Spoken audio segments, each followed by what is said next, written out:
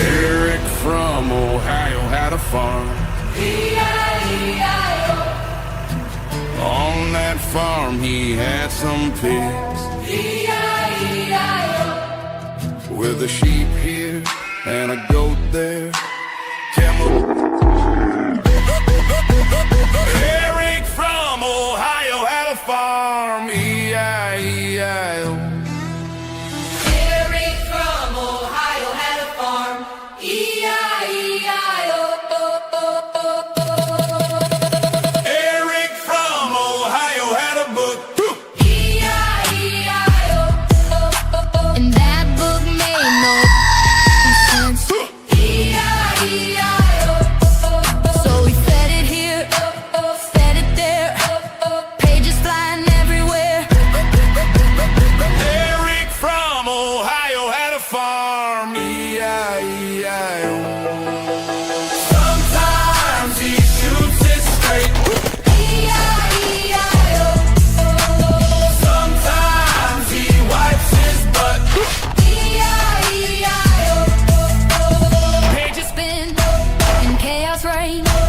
Sheep just stare like Bro's insane. the Quran is such a stupid book.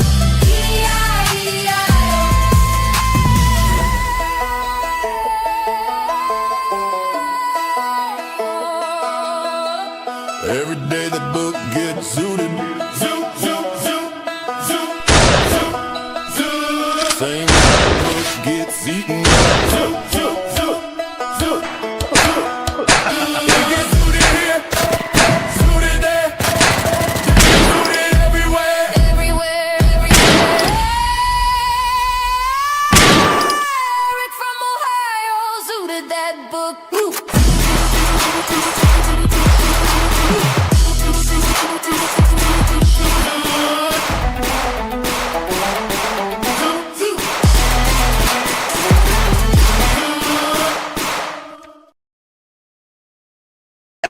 EIO, everyone. Welcome to this open call-in live stream. The link should be pinned for those who want to join us.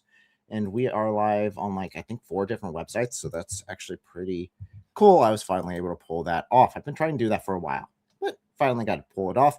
I am joined today by Thaddeus and L, or W, as your new name seems to want to be. So would you guys Hello. introduce yourselves? Sorry, what'd you say? Would you like to introduce yourselves so the audience knows I who guess you are I if they don't can know? do that. So I am Thaddeus, a participant in the Quran Demolition Ranch. I wasn't on camera as much as other people, but I was there the whole time, filming, organizing, plotting, scheming, but not deceiving, because I am not Allah. My channel is Reasoned Answers and do polemics against Islam and apologetics for Christianity. Fantastic. L, do you want to introduce yourself as well? Go ahead and introduce me for me. Okay, so this is L, my wife. She does El ISO Elohim, which she does a lot of art on. She calls herself an apologetic artist. So that's her main outreach, is through art to people and also street and call-ins, obviously, because she's on with me right now. So is that good enough introduction for you, I hope? It works. Thank you. Okay, so we played the song at the beginning, Eric from Ohio, E-I-E-I-O, and I had mixed feelings about that earlier today because I walked by my kid's bedroom and they're cleaning up in it while singing that song.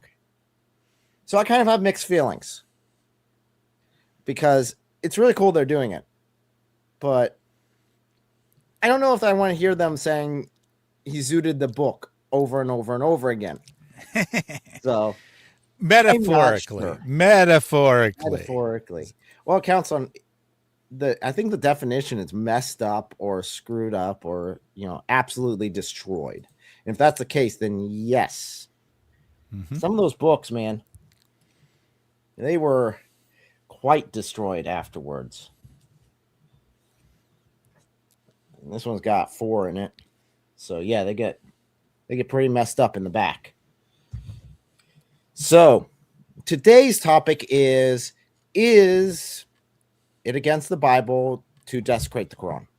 Because we're getting some Christians saying that's wrong for us to do this, that this is immoral, that this is a sin for us to do it. The question is it really? So I'm assuming everyone currently on the panel would all agree that it isn't. Yeah, I mean, I don't think that there's anything in the Bible that would suggest it would be wrong to destroy. Obviously, the Bible doesn't know about the Quran because Islam didn't exist at the time, came much later, so it wouldn't say anything specific about the Quran. But I don't think there's anything about like respecting false religions or respecting the scriptures of false religions or anything like that. But if what we're doing is indeed sinful, then I definitely want to know it. So I'm open to anyone with a good argument to the contrary. Now, I've known either you or Mary mentioned this, that the Quran itself is very ritualistic, very sorcery, sort of like a magic book. Would you explain that sort of parallel real quick while I pull something up?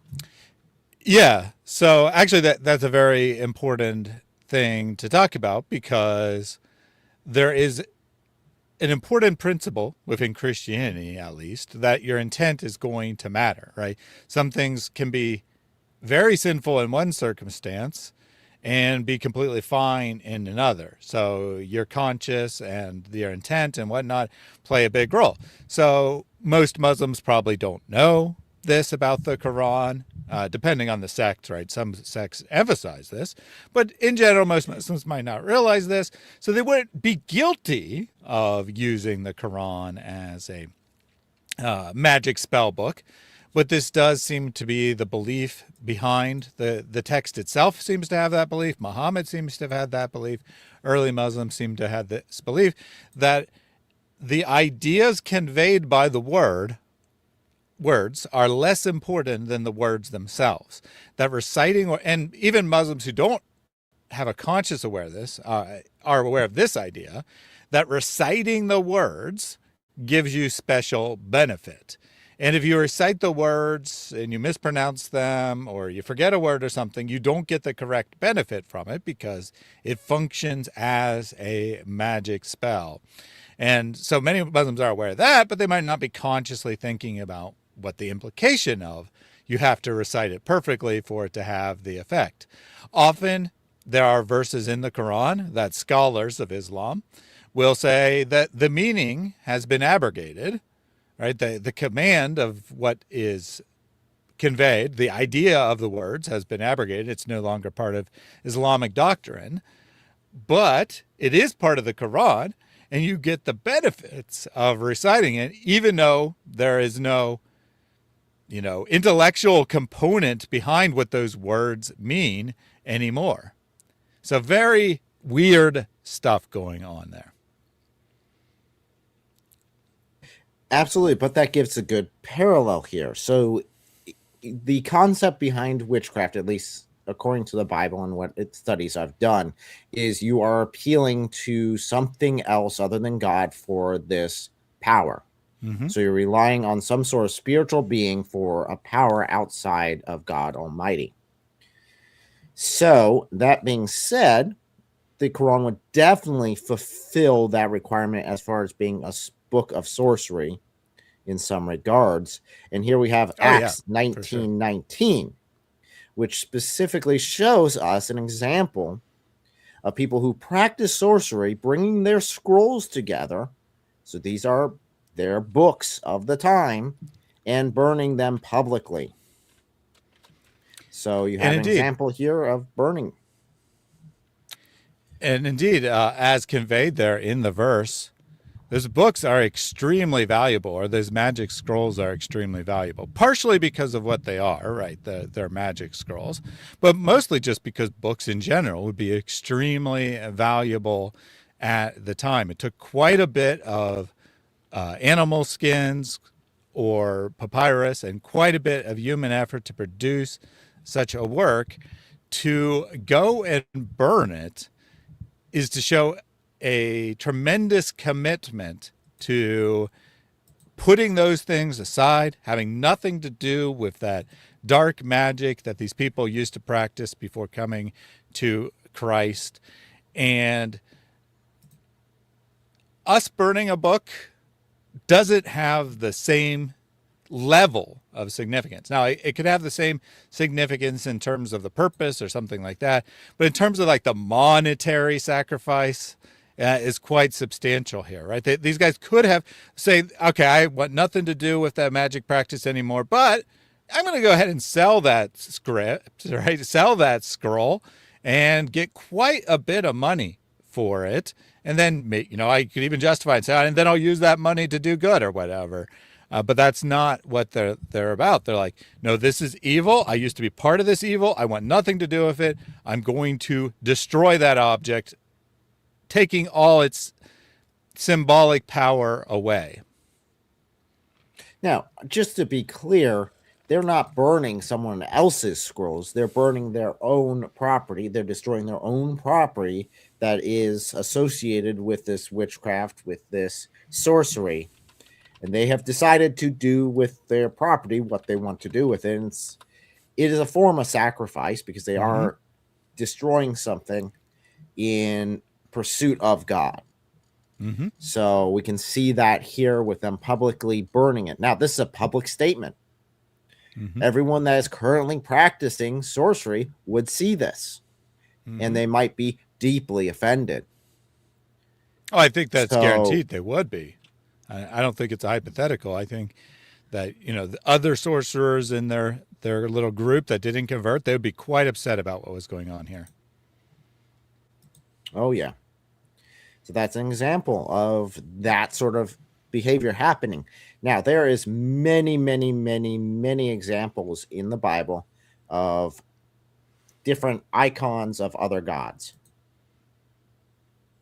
And it does show us how they are handled.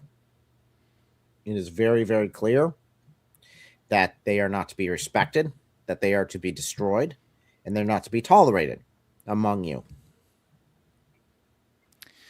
Yeah, the Bible has a very interesting position on, so-called gods of other religions. It kind of simultaneously says they're nothing, they're insignificant, they're just pieces of wood that someone has carved, but at the same time also treats them as very real. And the dynamic is because on one hand, the actual reality of the situation is, these gods are nothing, but they are also very real because they have a very strong hold over people's lives. They do very real damage in the world, even if they themselves have no material existence because of people's devotion to them. And the Bible doesn't be like, don't destroy their idols. They'll get mad and maybe wage war against you or something along those lines. Often the prophets are explicitly commanded to go and destroy these idols, which are, from a capitalistic standpoint, obviously capitalism didn't exist at the time, but from a capitalistic standpoint, are someone else's property, right? You're taking someone else's property and destroying their goods. That is how much the Bible is against giving respect to these objects. There's that. And then there's even, whenever it describes even the kings of Israel, they'll talk, hey, if he's a good-ish king, he destroyed so-and-so and got rid of, tore down all of these false idols, but then he didn't do this and didn't do that, and that's counted against him. So if he doesn't go all the way and absolutely destroy them, it's counted against him even. Yeah, so with the kings, in some sense, the idols are their property since the king is sovereign, and in some sense, all of the land is their property.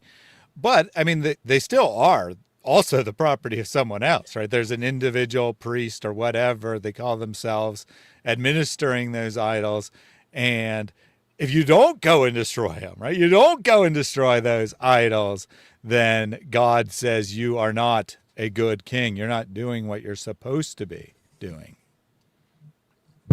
No, so we see a very hard line against any sort of icon of a false deity being put, and it's a good thing to destroy them. Now, am I saying go out there and burn every Quran that you find? Go out, set fire to the, am I saying go and set fire to the Dawa tables and all that garbage? No, absolutely not. But if you have your own, then you can decide what you're going to do with your own.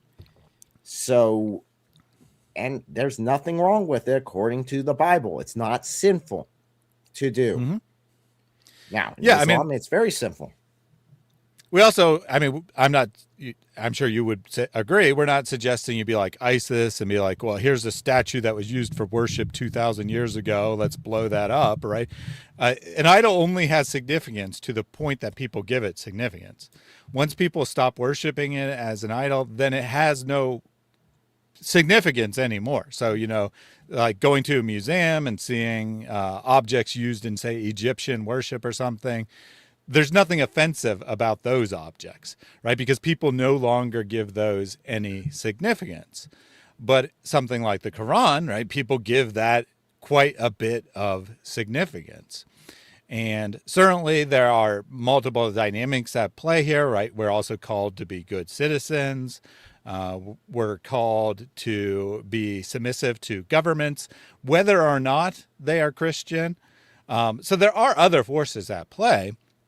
But just the idea that there's a blanket statement against burning any Quran, it just seems to be completely and totally contradictory to anything found in the Bible.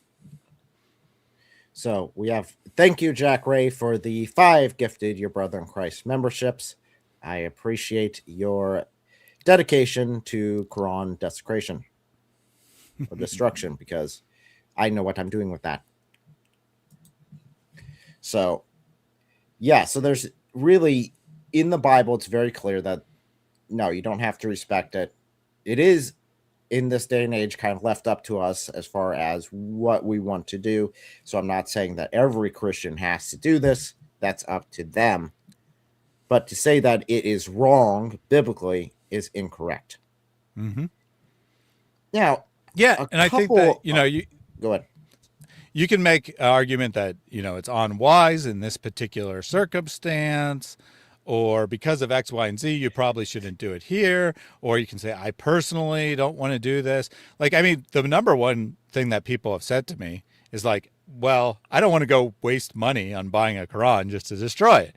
Right? And I think that's a perfectly legitimate thing to say. There's no obligation to destroy a Quran, but there's also nothing forbidding you from doing so. And if you just destroy it for no purpose right behind it whatsoever, I would say, yes, that's probably just silly. It's still not sinful, but it's probably pointless. I think it has the most power, right? And whether we're talking about Quran burning or something else, like, for example, a woman who is an ex-Muslim taking off a hijab and burning it, right? Burning a piece of clothing, no one would be offended by that or think anything of it in general. But in that specific act of defiance, it has a lot of power. And if you're using a Quran as an object to make a point, such as, I don't know, don't dox people, have debates, right? Disagree, argue for Islam, whatever, but don't go attacking people and trying to ruin their lives because they are not Muslims.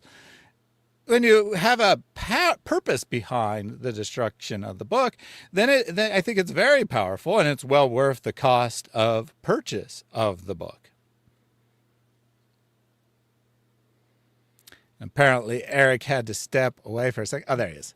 Yeah, I had to grab something real quick. So that brings us to an interesting point, because not too long ago, we started something on X, and it's really cool because even if you start typing in Malik, Now it autofills into Malik Challenge, which is kind of cool in my opinion. So even X has decided to verify that this is actually a hashtag. So we started this, well, David started this, but why did he start this? That's the question. And the answer is because there was a guy named Malik who decided he's going to start doxing people, and he's a Muslim.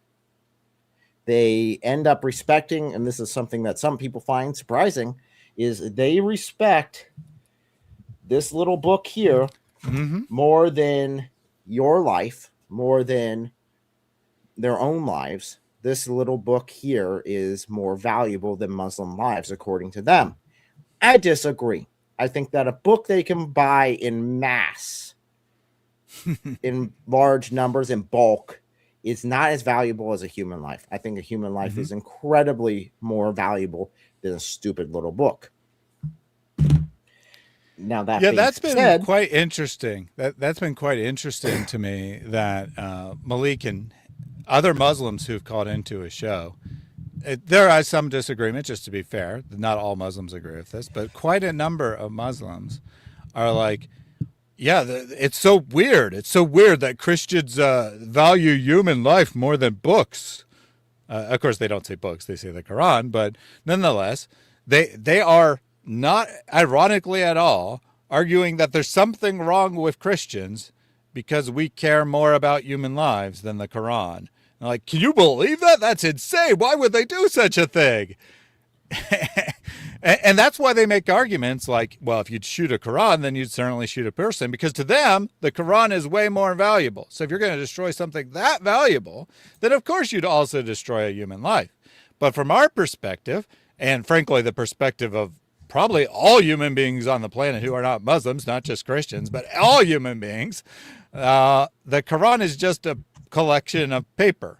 And most people would feel the same about their own text, right? That the Bible is a collection of pieces of paper. Now, you destroy a copy of it, you haven't done anything, right? Like I said, if there might be some symbolic significance behind it, it might have power for that reason, but the pieces of paper you destroy by themselves have no meaning, have no purpose, right? If no one reads a Bible, it's just a chunk of paper on a desk. If no one reads the words that are involved, it's the words and the meaning behind those words that carry the significance, not the physical object. And I think that most people of any religion or most atheists or whatever would agree with that sentiment. It's only Islam that says, no, this paper has special words on it that makes it more valuable than a human being. and that goes back to the whole sorcery thing, the whole witchcraft concept behind it. If it's something that has spiritual power in those words that are written on this piece of paper in Arabic and has to be exactly these words, okay, it's more than a normal book. But I'll ask the Christians. In fact, I even have a poll going right now for everyone. Would you destroy a Bible if it could save a person's life? My answer is yes, in a heartbeat. There's no ifs, ands, or buts about that. If this is a trolley style question where like a train is going to run over a person or it's redirected to run over a Bible, yes, I would redirect the train to run over a Bible instead of a person. Now, I mean, ideally, it wouldn't be the last Bible in existence if that were the scenario of the trolley, but the human life is still important. The human life not the last Bible. is still, huh? Yeah, yeah. It's not the last Bible. That's a no-brainer because the Bible itself teaches us the importance of human life. So, yeah. Mm-hmm. So we have a question here. How long is the stream for? However long. We'll have open call-ins. We'll just go with it. Mm-hmm. We'll go with that is. Yeah, so I think that, this idea, of course, it wouldn't actually be the last Bible, but hypothetically, this idea of it being the last Bible, I think this is answered by Jeremiah 36. So Jeremiah gives a prophecy, it's written down, and the king orders it to be burned. And what is God's command? Write it again. I'll re-reveal it to you, right? So if necessary, I have confidence that God would re-reveal the sacred scripture. Yes, that was actually even a question I got on X from a Muslim. Was like, if it was all the Bibles destroyed, would that matter? It's like, no, because I trust that God would take care of it. I rely on him. I trust in Christ. But it's the message that matters, not the book itself. And guess what? Even if I destroyed, let's say, 200 Qurans today, I just decided to destroy 200 Qurans. That's not even going to put a dent in the number of Qurans in the world. Mm-hmm. That's not going to put it like on the endangered list, even closely to it. Not even close. So, yeah, the Quran isn't going away because I shot the Quran. Very simple. Now we do have a caller, which I'm going to go ahead and pull up. Here it is. Real His quick. name is Muslim Real Man. quick, Go ahead, though. Bill. The extra crazy thing about what you were saying, though, what both of you were saying, is that Muslims do flip-flop between acting like, oh, you can't destroy our book, we have it all memorized. Millions and millions of people have it all memorized. There's nothing you could do to it. It's still here. It's still perfectly preserved in all of our minds. They flip-flop back and forth between that and, how dare you?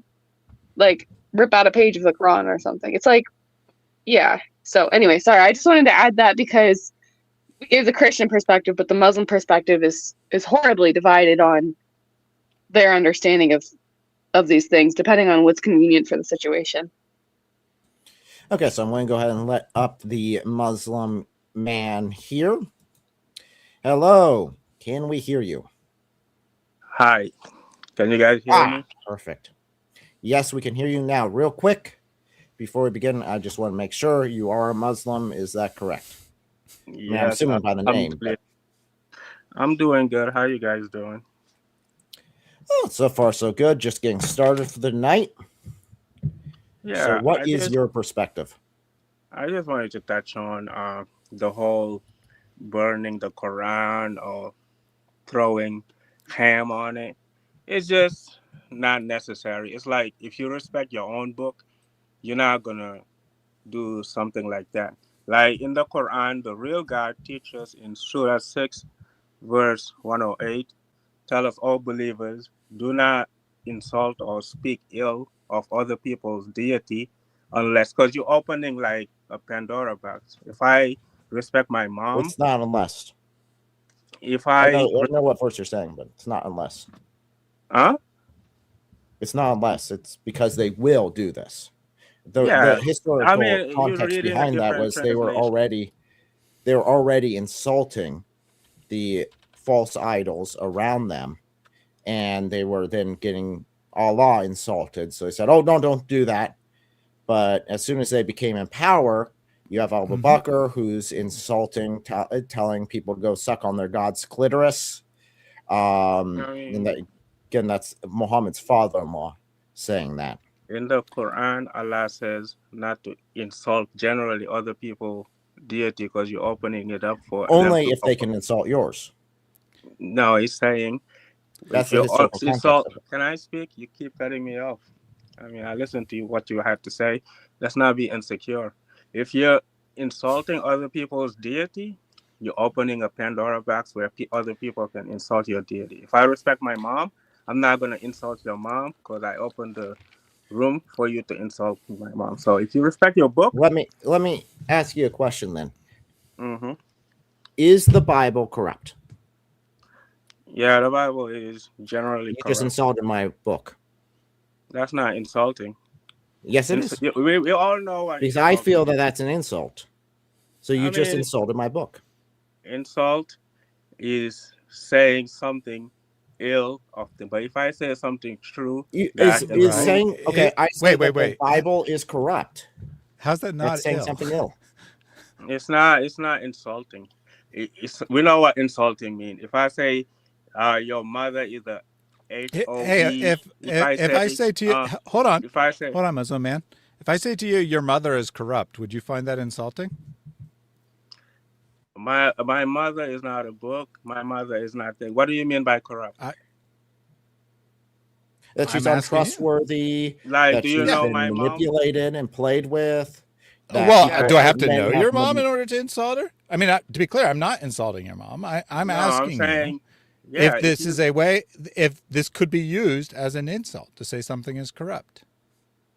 no, saying a book is corrupt is saying that there is added information. This is known knowledge. Even before Muslim came around, people knew that the Bible was tampered with. So it's not like I'm insulting. Well, okay, the truth the about- Quran is corrupt.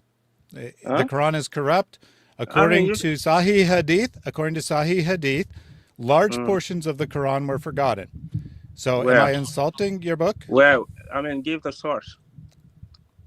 I source can of what look you're them saying. up if you want, but I assure you that such we're not hadith just gonna- exist. But it doesn't actually matter if it's true or not, right? Because whether something is an insult doesn't matter Right. whether it's true or not. No, So what I'm do you saying- find it insulting for me to say that the Quran is corrupt? No, I'm asking you for proof. I didn't say I was insulted by it. No. And I'm asking you a question different than whether it is corrupt. I'm asking you if it would be insulting to you for me to say it's No. corrupt. No, 'cause Okay. I know it's not What if I corrupt. say the Quran is an evil book with false teachings? Would you find that insulting? No, because I know it's not true. How can you? Okay. You have to Oh, okay. prove So your. if you don't, hold on, that's fine. If I say the Quran is evil, you don't find that insulting. Then why in the world would you find it insulting for me to say rip a page out of the Quran? I How is said- that an insult? That's just me ripping a piece of paper. I mean, you're strawmanning me. I never said ripping a Quran is insulting. I say it's not respectful. To if you respect your own book, you're not going to respect somebody else's book, because Allah taught us not to insult other gods. people's But gods. it So doesn't if we- say can I anything about finish? respect. No, you can't, because you need to stick to I what the mean, verse you're says. You're panicking using right this now. verse. You're using this verse to justify. The verse is about insulting.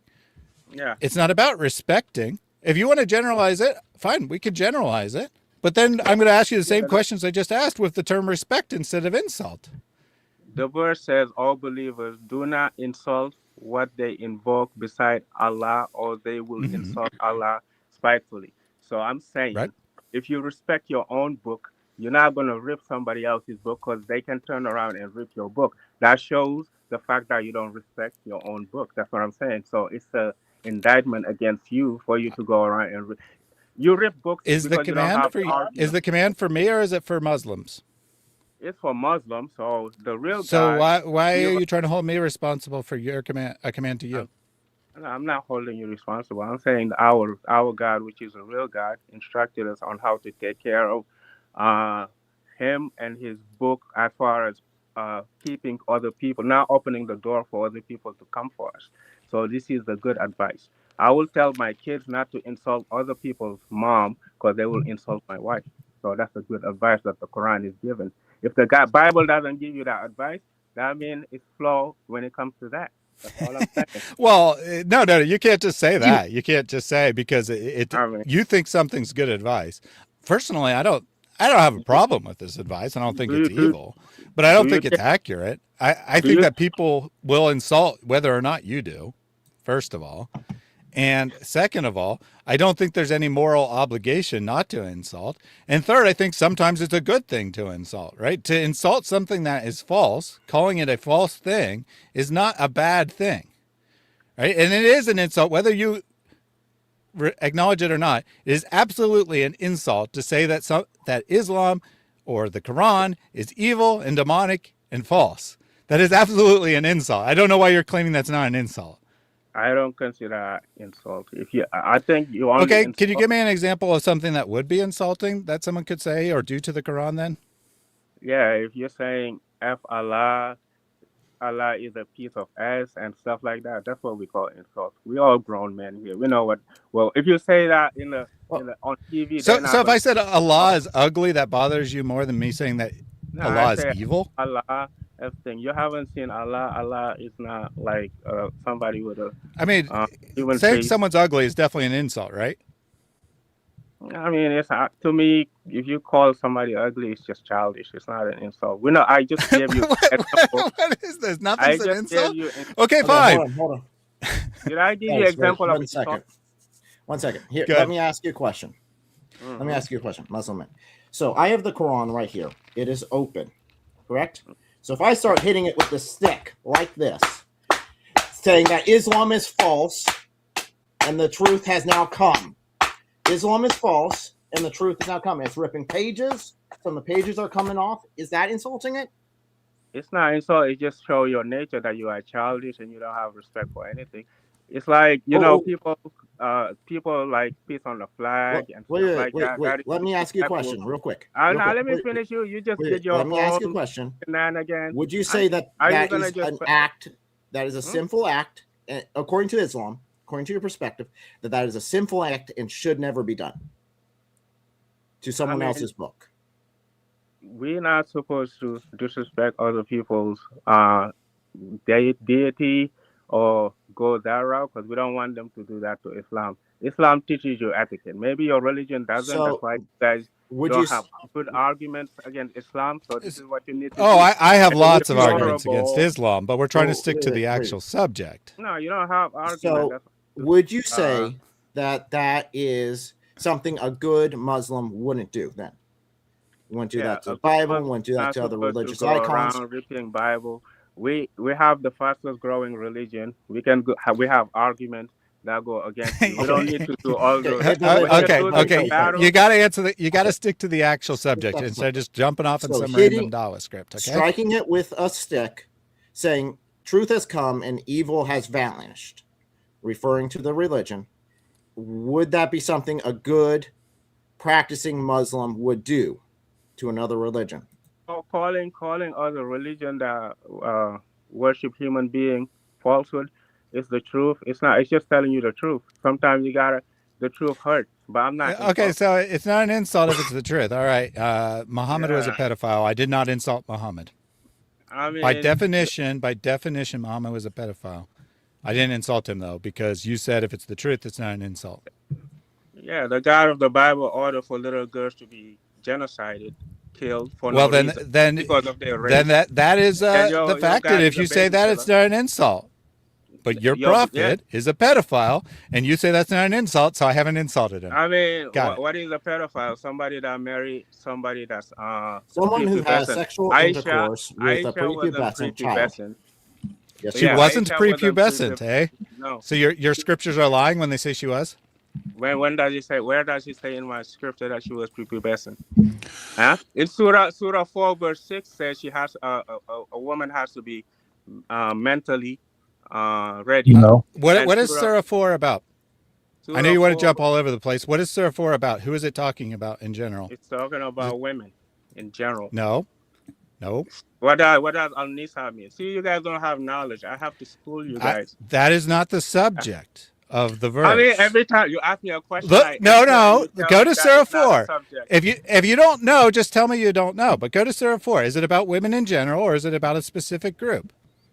It is about women. It's called Surah Al-Nisa, right? What does Nisa mean in Arabic? You guys Let's read are the losing it verses. right now, huh? It talks about women. So the name of the verse, I mean the name of the surah, determines the only thing that surah is ever about, right? According to your logic. So the surah of the cows is only about cows, right?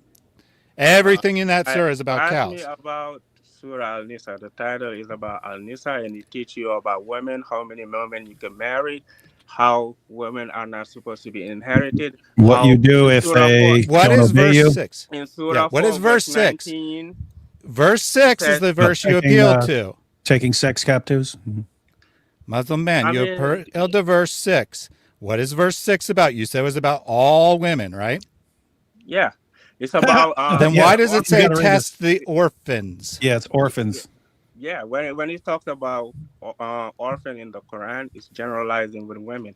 It says test the Oh, orphan before what? you marry them, but they What? have to be. Yeah, All women even are when orphans now? read Surah 4 Dude, verse. you're stretching. I, You heard I it here, have folks. you guys. When the Quran Read talks about Surah 4 orphans, verse it's talking about 24. all women, even if they're not orphans. Read Surah 4 verse 24. It says when the orphan is marry one and marry two, it tells Why are you how going many to a different orphans. verse? Hold up. Did No, you I'm say, telling you did you because say you're verse talking about 24? Surah Verse 4. 24 is about taking sex captives. It's talking about Surah 4, right? Surah 4:24. 420. Well, you said 4, verse 420 6, but you want to go to 24? 424 No, is about taking sex captives Okay. who are married. Why I went to 24 is because it's speaking about orphans also, and that's how we No, it's generalize not. on how much. Read it. It's not. You guys don't know what you're talking And about. married Put it up. women, except those your right hand possesses, Uh-huh. the decree of Allah upon you, and No, lawful read for the whole you verse. beyond these that you. Read the whole I, verse. I am reading the whole verse. Yeah, read it. I'm leaving out the parts It's they right there. added It's right there on the screen. to the Teddy. Arabic that aren't there. It's literally the same words that are on your screen. You want me to read the ones in bracket? Fine. There's nothing about orphans in brackets either. And also prohibited to you all married women except those your right hand possesses. Oh, This by is the way, the catch decree that. of Allah. Catch Read- that. Catch start that. with Married Surah women, 4:23 married to 24. women are prohibited unless they're the ones your right hands possess. In other words, if you capture a married woman, then you can do what you want with her, even if she's married. And it's not adultery because you Yeah. captured her. And 424. Yeah. By the way, a little side note: this was revealed when some of Muhammad's companions there were previous battles where they killed the men and then they had the women, and so they knew they were allowed to have sex with those women. But then in this particular battle, they captured the men and the women. They captured the women with their husbands, and they were like, "Wait a minute, isn't this adultery if we start having sex with these women?" So Allah revealed, "Nope, yeah, you're right. Married women are forbidden to you, except those your right hands possess. And so as long as you've captured them, then you can do what you want with them." Good So, stuff. so, But we're missing the so part about the according, orphans here. according to your Bible, you cannot have sex slaves. We're no, we're not allowed to have sex slaves. What the heck I is mean, wrong with you? read No. Numbers 18. What the heck, Numbers guy, 31. dude? Are you on the level that you think even in the Old Numbers Testament? 31, Wait, listen. Even in the Old Testament, you had to marry. If you're in a battle and there were women who survived and the men are dead, you still had to marry them. You had to marry the captives. And you're talking about Yeah. the Old Covenant, dude. If you don't even know the difference between Old Covenant and New Covenant, what the heck? You cannot- There's no scenario where Christians are allowed to take sex captives. I have no idea what planet you're on.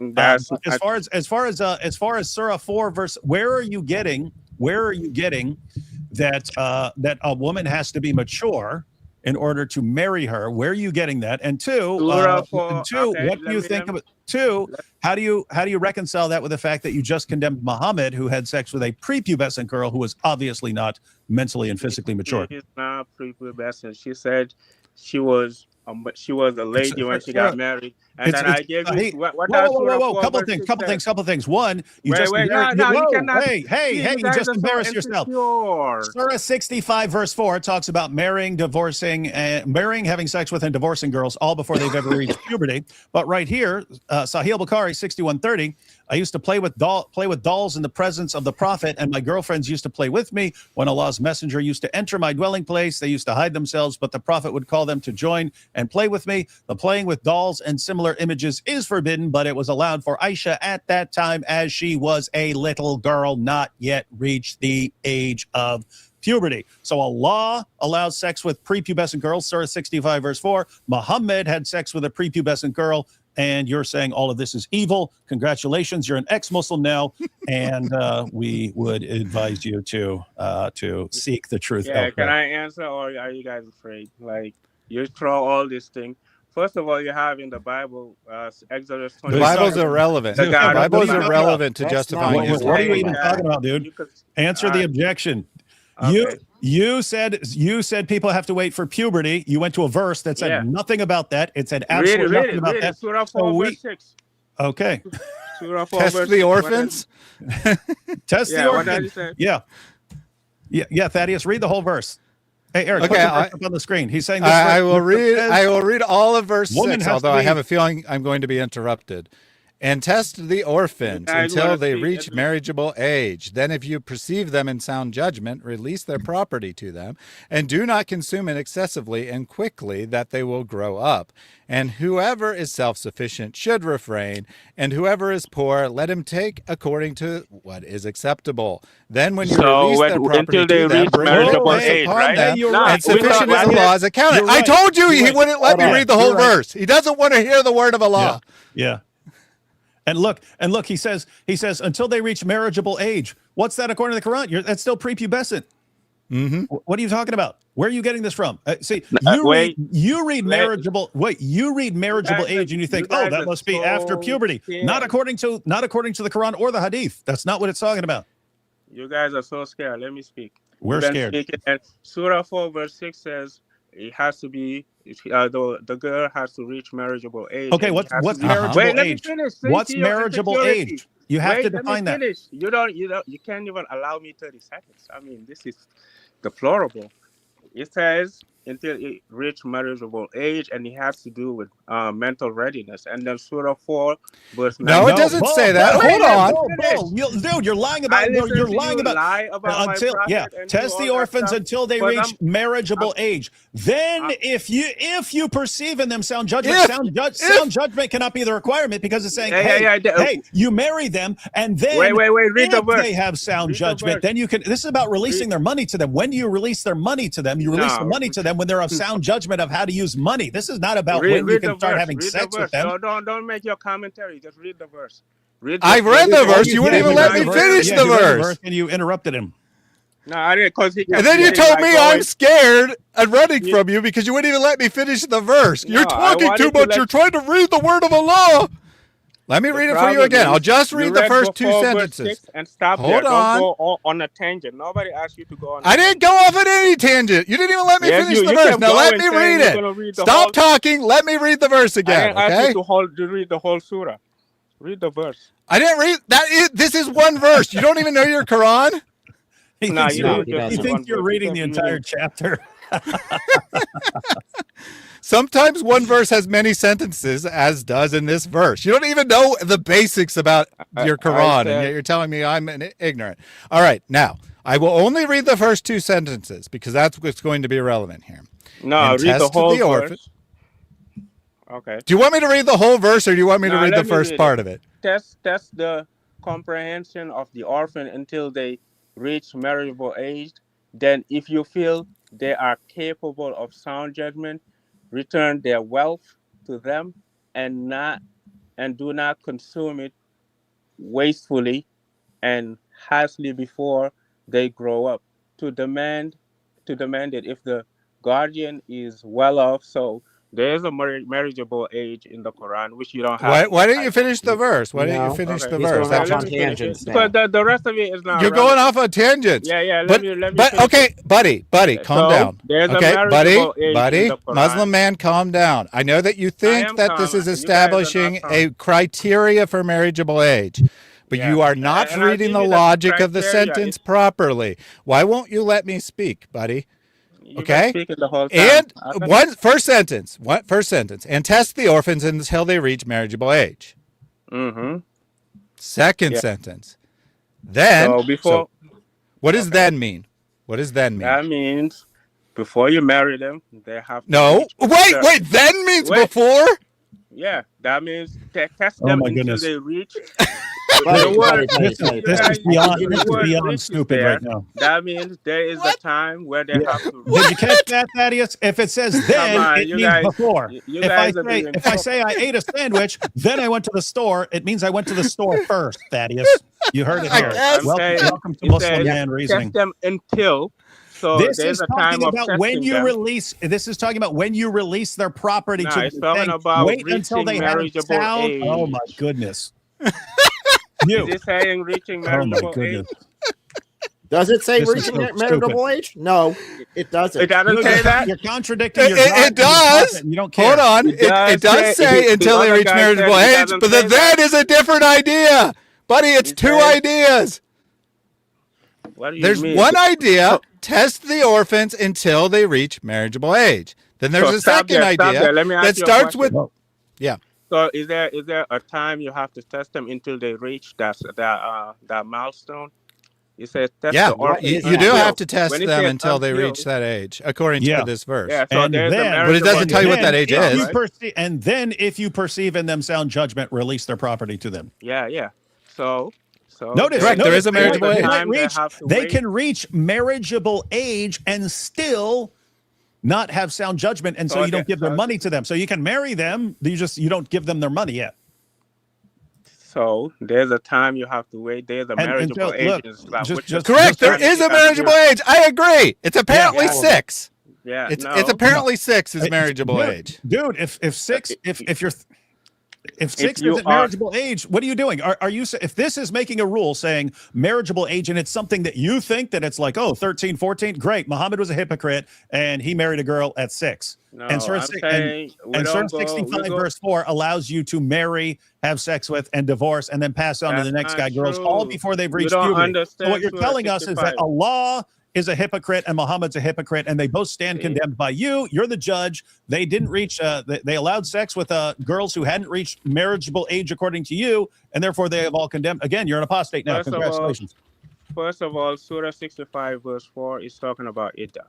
And if you guys Yeah. know anything about Yeah. can I Yeah. finish? What's See, you Iddah? guys are What's so Iddah? scared. Don't use the word. You guys are Dude, nervous. I'm I saying cannot you speak to just people used the that word. are Dude, scared. stop Let it me right, dude, speak. stop it right now. I'll have you I kicked. listen to you. No, talk. no. All I'm Shut saying up. is define the word. You're using a word, and the vast majority of people do not know that word, what it means. Tell people what it means so you don't move on and try to deceive them. Go ahead. Tell them what the iddah is. Iddah is the period you wait to see if you're pregnant or not. No, And if you guys it's how Waiting long you period. have to wait before a girl can marry the next person, and it's talking about prepubescent girls. No, wait. Iddah is not that. Iddah is when you divorce somebody, the time they have to wait for the husband to see if he left her pregnant or not. That's Iddah. Strictly speaking, I'm going to give you that. But strictly Wait, let me speaking, it's finish. just a waiting Bull. period, First- and the first of purpose all, is to see if bull. they're First of pregnant. all, hang on, Thaddeus. Bull. Wait, let me finish. Let me finish. Bull, you Let me just finish. freaking lied. Even in the verse, it talks about the iddah of women who are already pregnant. So how is this to see if they're pregnant if you know they're pregnant? Oh, that's true. Good point, Yeah. David. It's So just there's that. strictly, it's Read just the waiting verse. period. Read It's the just verse. waiting Women in period. menopause and things like that. Read the verse. Read the Okay, verse. before I we go You're to lying. I've Okay. read the verse many Muslim times. man. It talks about It the doesn't- iddah of pregnant women. You defined iddah as waiting to see if they're pregnant. Wait. That makes zero sense. Gener- buddy. wait. It's the I waiting said period generally. before. It's the waiting period before they're allowed to marry another man. Don't lie. That- No, there's. I'm not saying all Iddah, because even if a husband die, the wife has to wait for Iddah. But I'm saying the verse you guys are referring is to see if the girl is pregnant. And No, That's so it. wait, it Oh, gives the wait, iddah- It gives the Surah iddah of 65. pregnant Wait, women. let and me you're saying finish. that's to decide if Surah they're pregnant. They're 65 pregnant. verse 4. You know they're pregnant. Surah- Mystery solved. They're pregnant. Wait. Surah 65 verse 4 is speaking Uh-huh. about a woman that's barren, that's already hit menopause. Uh-huh. She cannot get pregnant anymore. Wait, It's so why is it speaking- giving an iddah for a woman who has reached menopause and can't get pregnant anymore? Wait, do you read the verse? Read the verse, Uh-huh. because you don't know what you're talking about. You guys And are the so- iddah- Oh, I don't know what I'm talking about. yeah, you don't know, because what I'm saying. Just like I is- didn't know that Surah 4 verse 6 was about orphans, right? Before we even brought up the verse. I just didn't know that. It's about- Because you told me it was about all women. I said, no, When- it's when not you- about all when you women. mentioned the It's about a orphans there, it's specific mentioning group of all people, women. male and female, by the way. It doesn't say female orphans.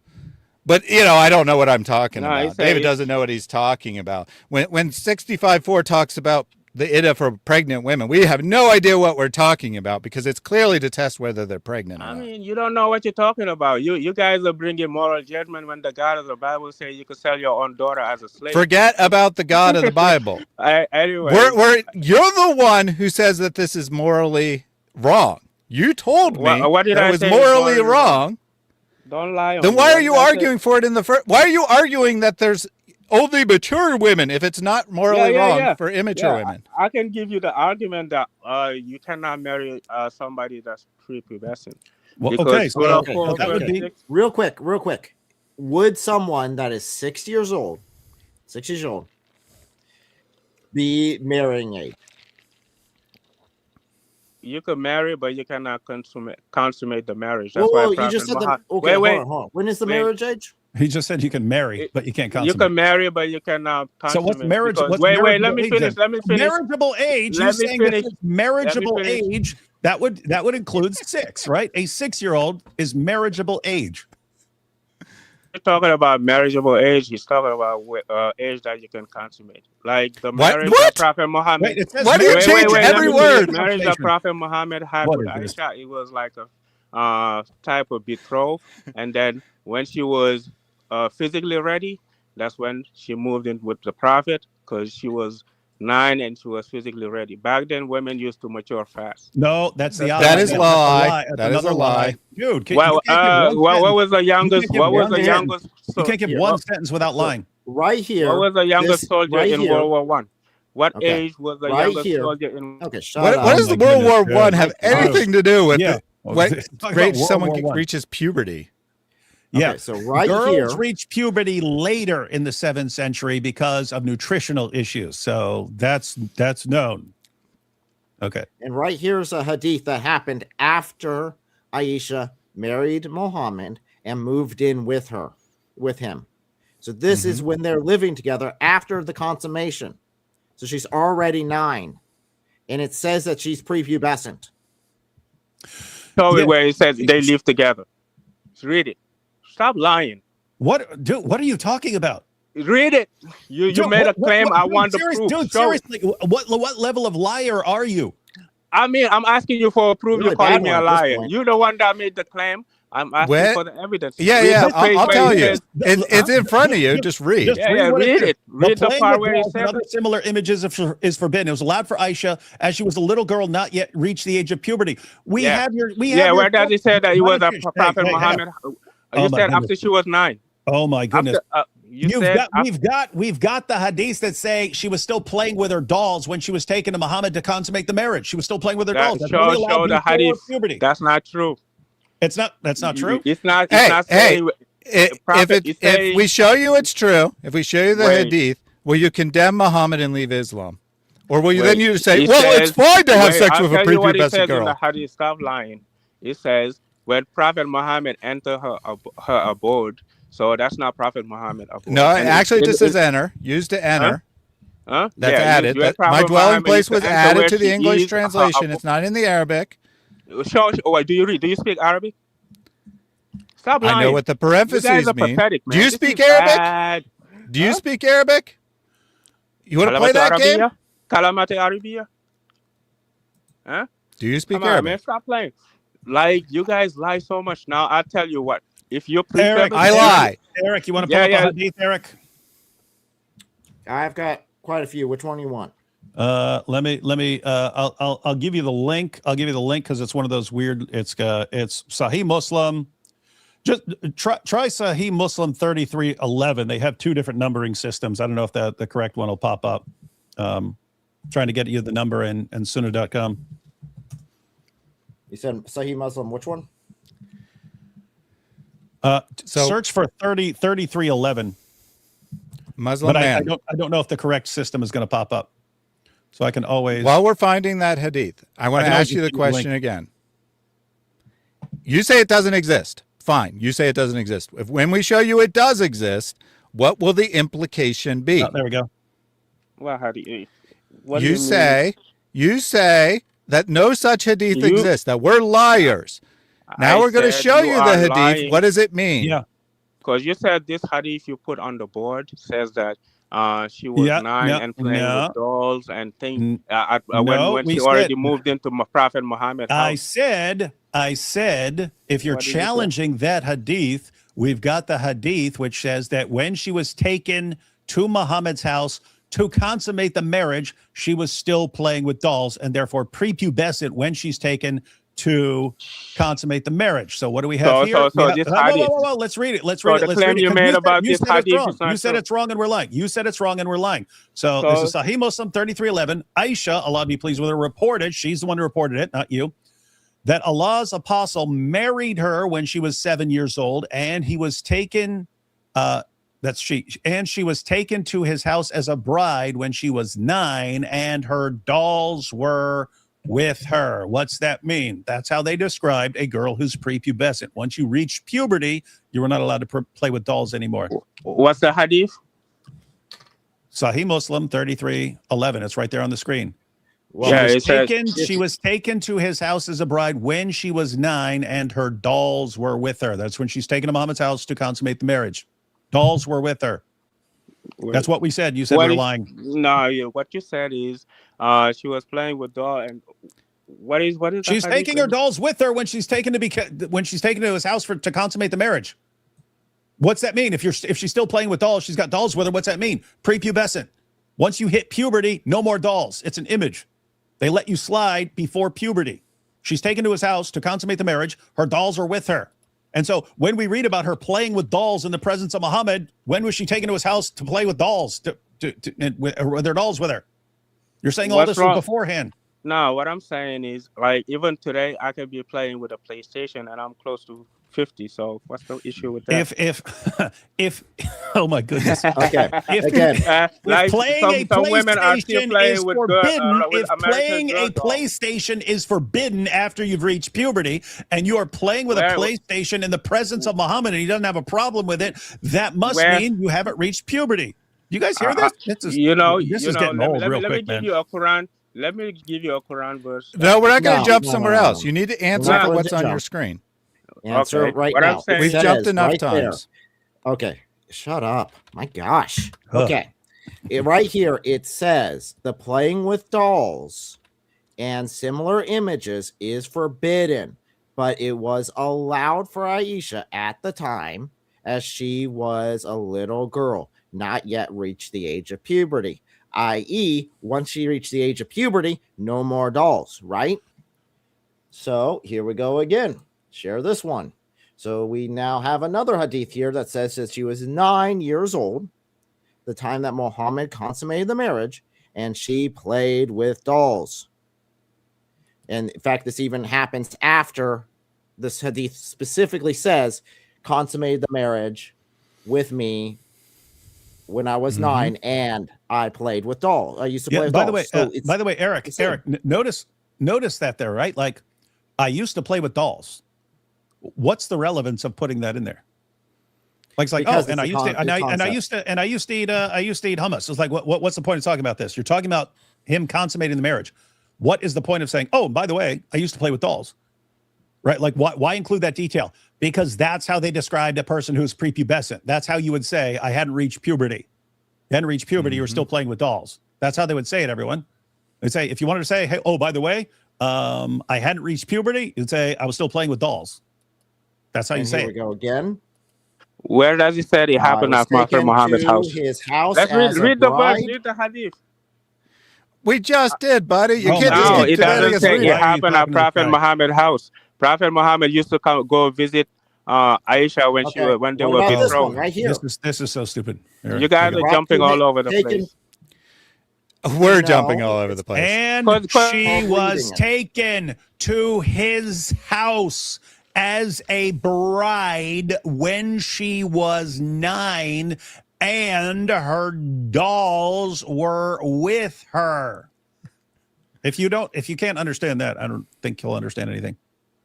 All right, I'll reach the end of this conversation because there's taken. If you're just going to deny everything that's on the screen, I said it doesn't say it happened at Prophet Muhammad's house. You can't take into his house. His house as a bride when she was 9, and her dolls were with her. Oh, but it doesn't say her dolls were with her, but it doesn't say she was not. You can just deny anything that's on the screen in front of you. It's in parentheses. So what the heck are you talking about?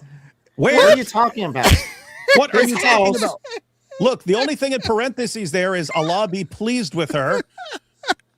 And the holy prophet, the holy prophet died. Getting old real quick. Let me read the seriously. thing. Aisha, may Allah be pleased with her, reported that Allah apostle married her when she was 7 years old. So I don't know why you said 7.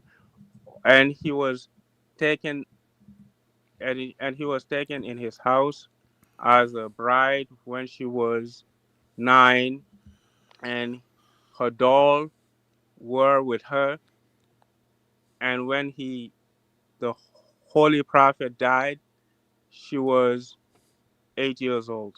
So what? 18. 18 years old. Okay. Yeah. She was taken to his house at 9. That's for the consummation. And her dolls were with her. Her dolls were with her. You think, where does it say his house?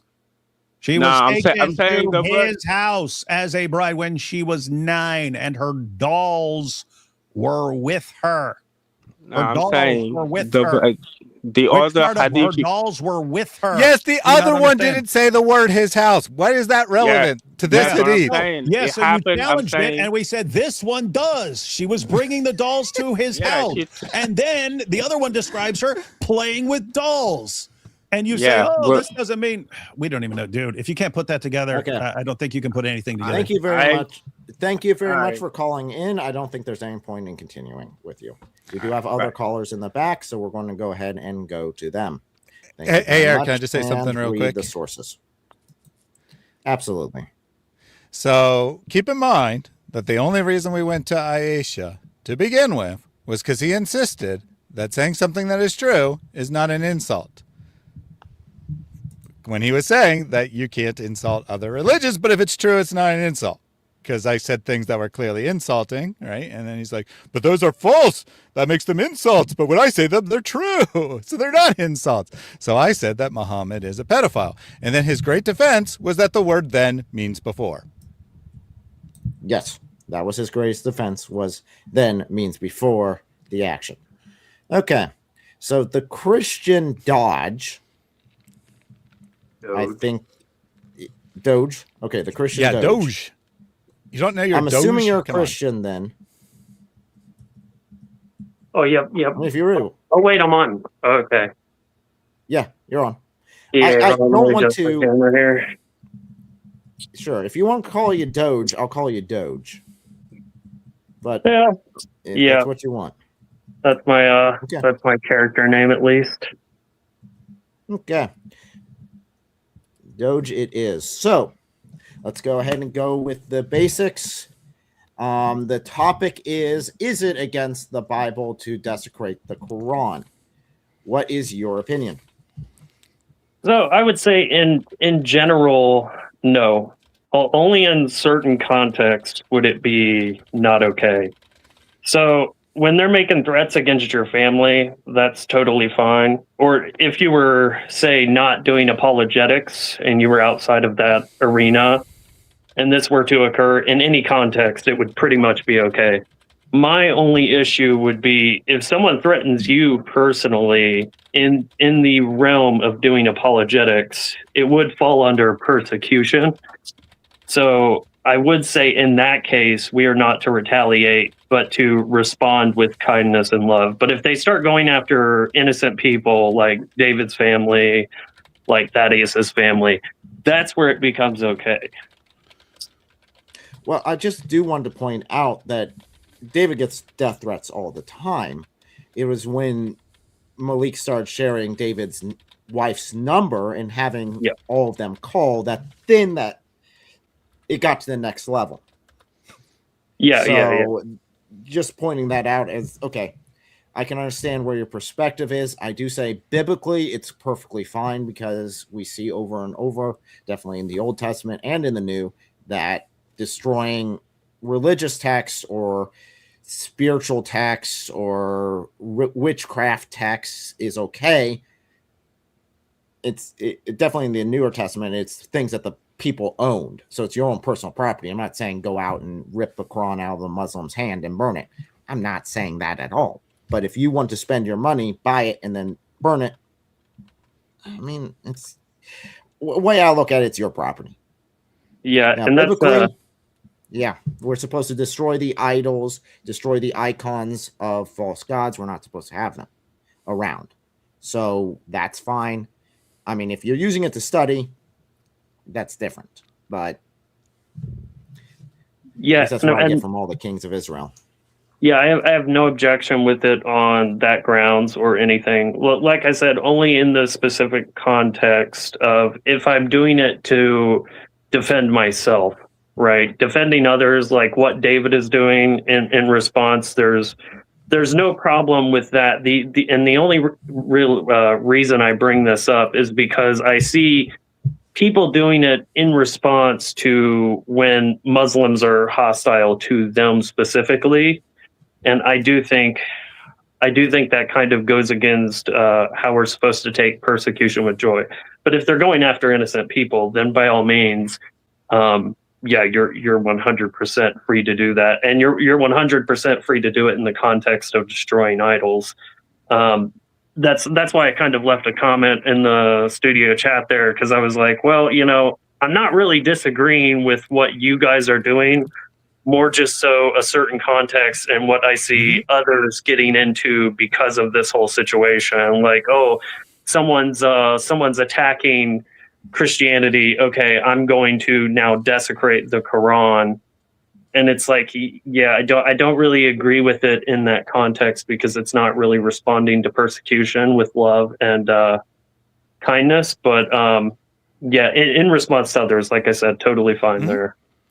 Yeah, I mean, can you're definitely... free to have your own conviction on that, one way or the other. Even if I disagree with it, I mean, yeah, more power to you. I mean, that's your prerogative. Go ahead, And I definitely could see your perspective. Can I ask you a question? Are you just saying that it's unwise or unproductive, or are you saying that it would be a moral issue to rip up a Quran for, say, no reason at all? Right? You gave a reason you thought wouldn't be sufficient, but let's just say for no reason. Like, I just feel like doing it today.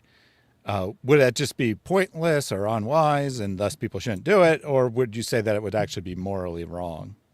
If you just randomly ripped it up, no, I wouldn't say that was immoral. I would just say it's kind of like a neutral act. It holds no significance in isolation. Only in that specific context would I think it's wrong, and I wouldn't go so far as to label it a sin, because I don't consider myself a scholar, so I wouldn't put that much conviction behind it to where I'm going to tell you like, oh, you guys are wrong and I'm the genius with all the answers over here. But yeah, I mean, I would say it would be more of an issue of conscience, like that kind of fine line we're given. Oh yeah, I think that's completely correct. Actually, if someone is personally convicted not to do it, then it actually would be sinful for them to do it. So I think you're completely in line there. And I was just trying to get, better understanding of your perspective. There's really not much I can disagree with what you said, to be honest. No, I agree with you. I think we're on the same page. Yeah, it's not the ripped page, I hope. Yeah. Yeah. Well, thank you very much. I do have another caller in back, so we might switch to that one. I appreciate your perspective. And I figured that this open call-in would be an opportunity for people who either disagreed or agreed to call in and just let it be heard, their perspective. Yeah, I just wanted to offer a little nuance, and I didn't think it would be too long. So, all right. Well, thank you guys, and y'all have a good night. I'll be watching the stream. Yeah, you too. God bless. All right. God bless. Okay, and welcome. Hi. Hello. So real quick here, are you Christian, Muslim, whatever? I am literally Satan. Just kidding, I'm Jesus. Just kidding, I'm Joanna. And I believe it myself. So okay. So refute my belief. So what's your opinion on the topic then? What's the top? You joined a live stream without checking the topic. Yeah. Thank you. Go check out the topic and then decide if you want to join. I have no time for people who don't even bother to check the topic before coming in. Yeah, I mean, it's really hard. In fairness, Eric, it's really hard to figure out. I mean, the stream is called "Is it against the Bible to destroy the Quran?" ? I have no idea what the topic could possibly be. I don't know, man. I don't think the picture of the burning Quran, the Quran with a hole in it, and the Quran getting eaten by a goat was enough evidence for them to realize what the topic was. Okay. That was different. Welcome. Yes, sir. Can you hear me? Yeah, well, David Wood Islamic dilemma. I think David is correct. That's not the topic right now. And you need to check your fire alarm. Okay. Which seems to be an Smoke issue detector. every time you come. Smoke I'm sorry, detector. the smoke detector. It seems to be an issue every time, man. I don't want their Okay, house to burn down and yeah. you die. Okay.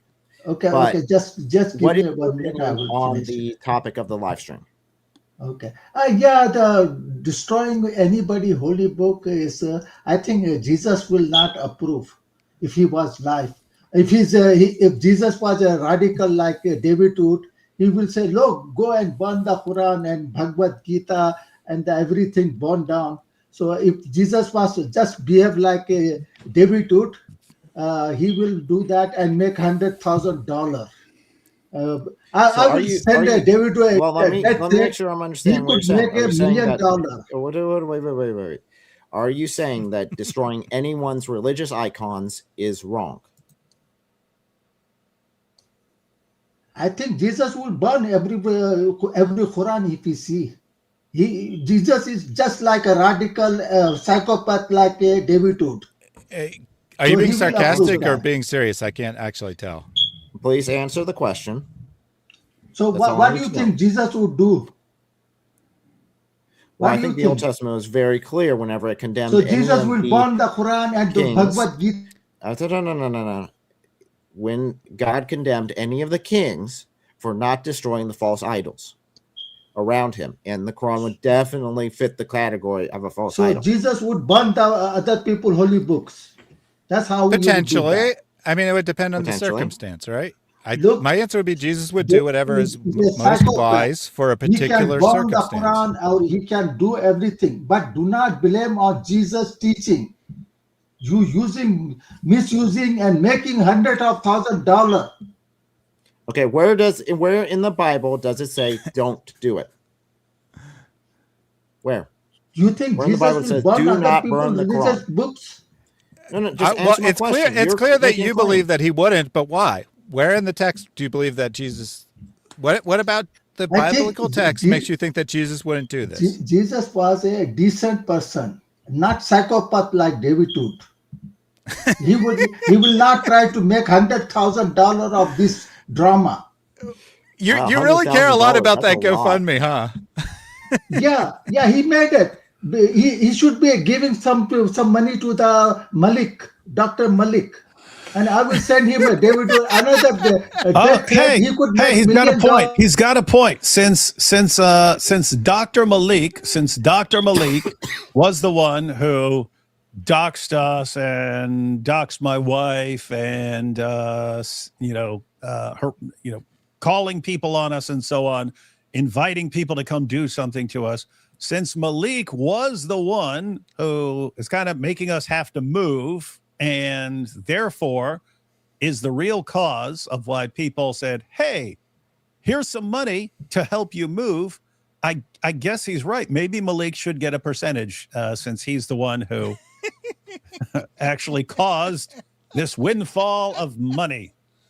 Why don't Hey, you- Malik. if he Hey, said Saeed, you- what percentage do you think would be fair to give to Malik since he's the one who issued the threats? No, you robbing Christian and going to give the Malik? You rob Christian, not the Muslim. Robbed? What do you mean? Yeah, $100,000 you rob them. You know you how cry donations work, like a bud? baby. You make a stupid photo targeting your hair, your forehead. Wow, and Saeed. making people Someone's to a appeal bit to you. jealous. A bit You just- jealous. and now I robbed now the you people. are I robbed your the people. your son Everyone, teaching a the wrong people who thing. said, the people who said, hey, David, we understand you're in a weird situation. You're going to have to still be paying rent on this place and moving to another place and all that. Here's some money to help. I robbed them, everyone. I robbed them. I Now put a you gun to their heads teaching and I your said, give me that son. money. You teaching your son. Hey, get a better like a internet connection, man. psychopath. You're going to make your son a psychopath like You can't make someone That's a not psychopath. how that You can't works. make someone a Sociopath, psychopath. Yeah. yes. Psychopath, no. Yeah. And by the way, there you'd also have to give Malik a cut of that. I've never encouraged my son to do anything against Islam. Never invited him to do that. Never asked him to do that. Never encouraged him to do that.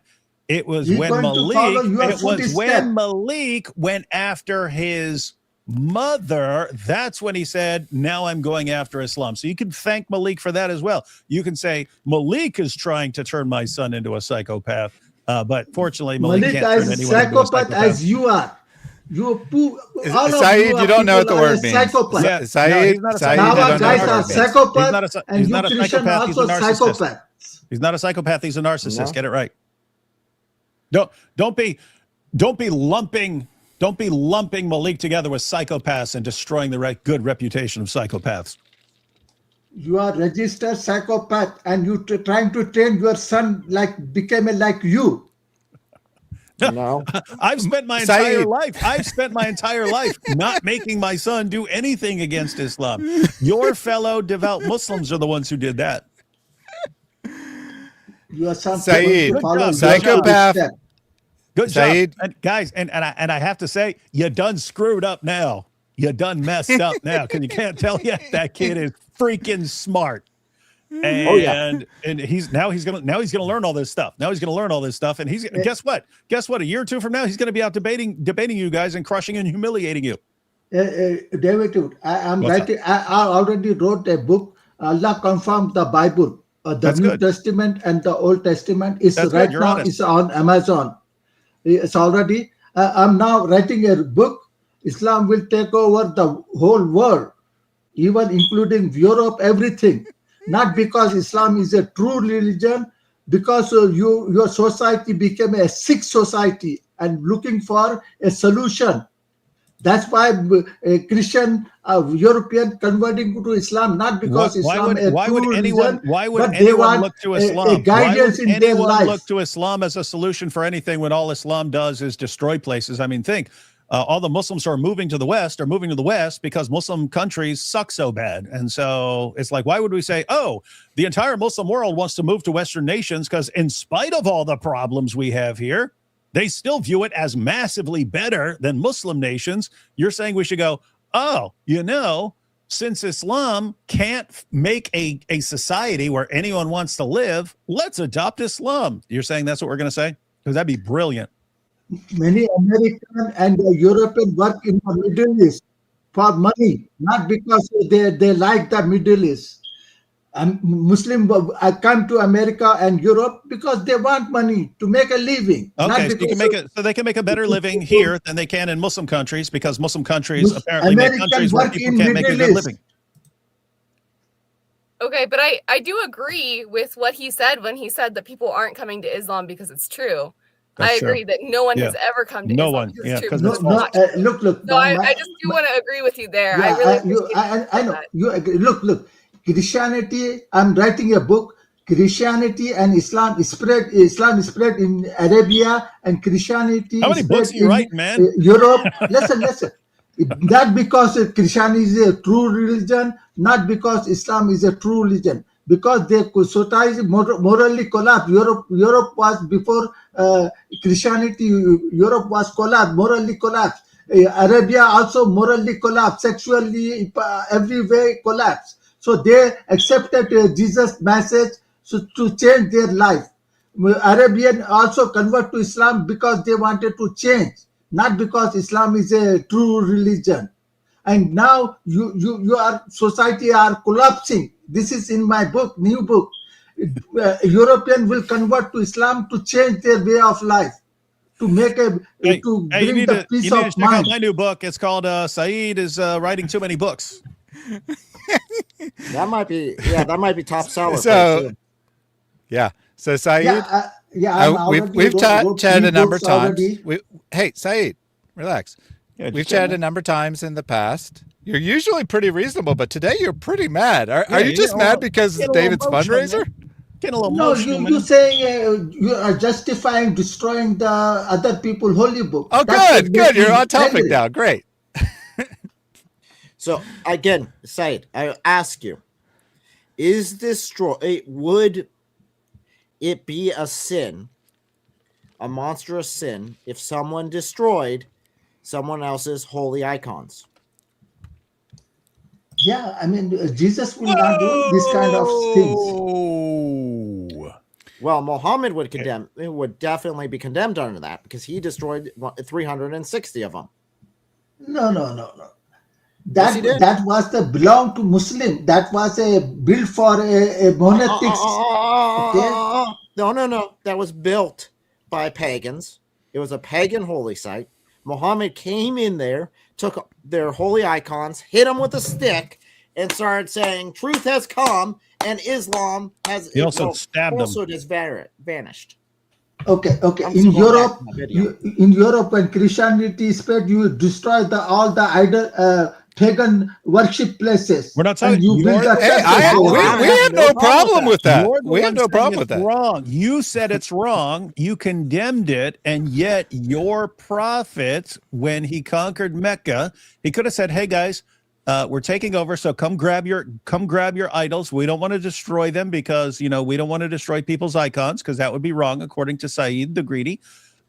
Instead, he went around stabbing them and smashing them with a stick to show his Listen. When Europe, the Arabian became a Muslim, they destroy themselves. Not the Muslim destroy. They destroy the idol worshipper became a Muslim and they destroy their own place. No, they hadn't converted by then. They hadn't converted. This is right when he conquers Mecca. There's people who are still polytheists. He goes in and he smashes their idols. And you said that's evil.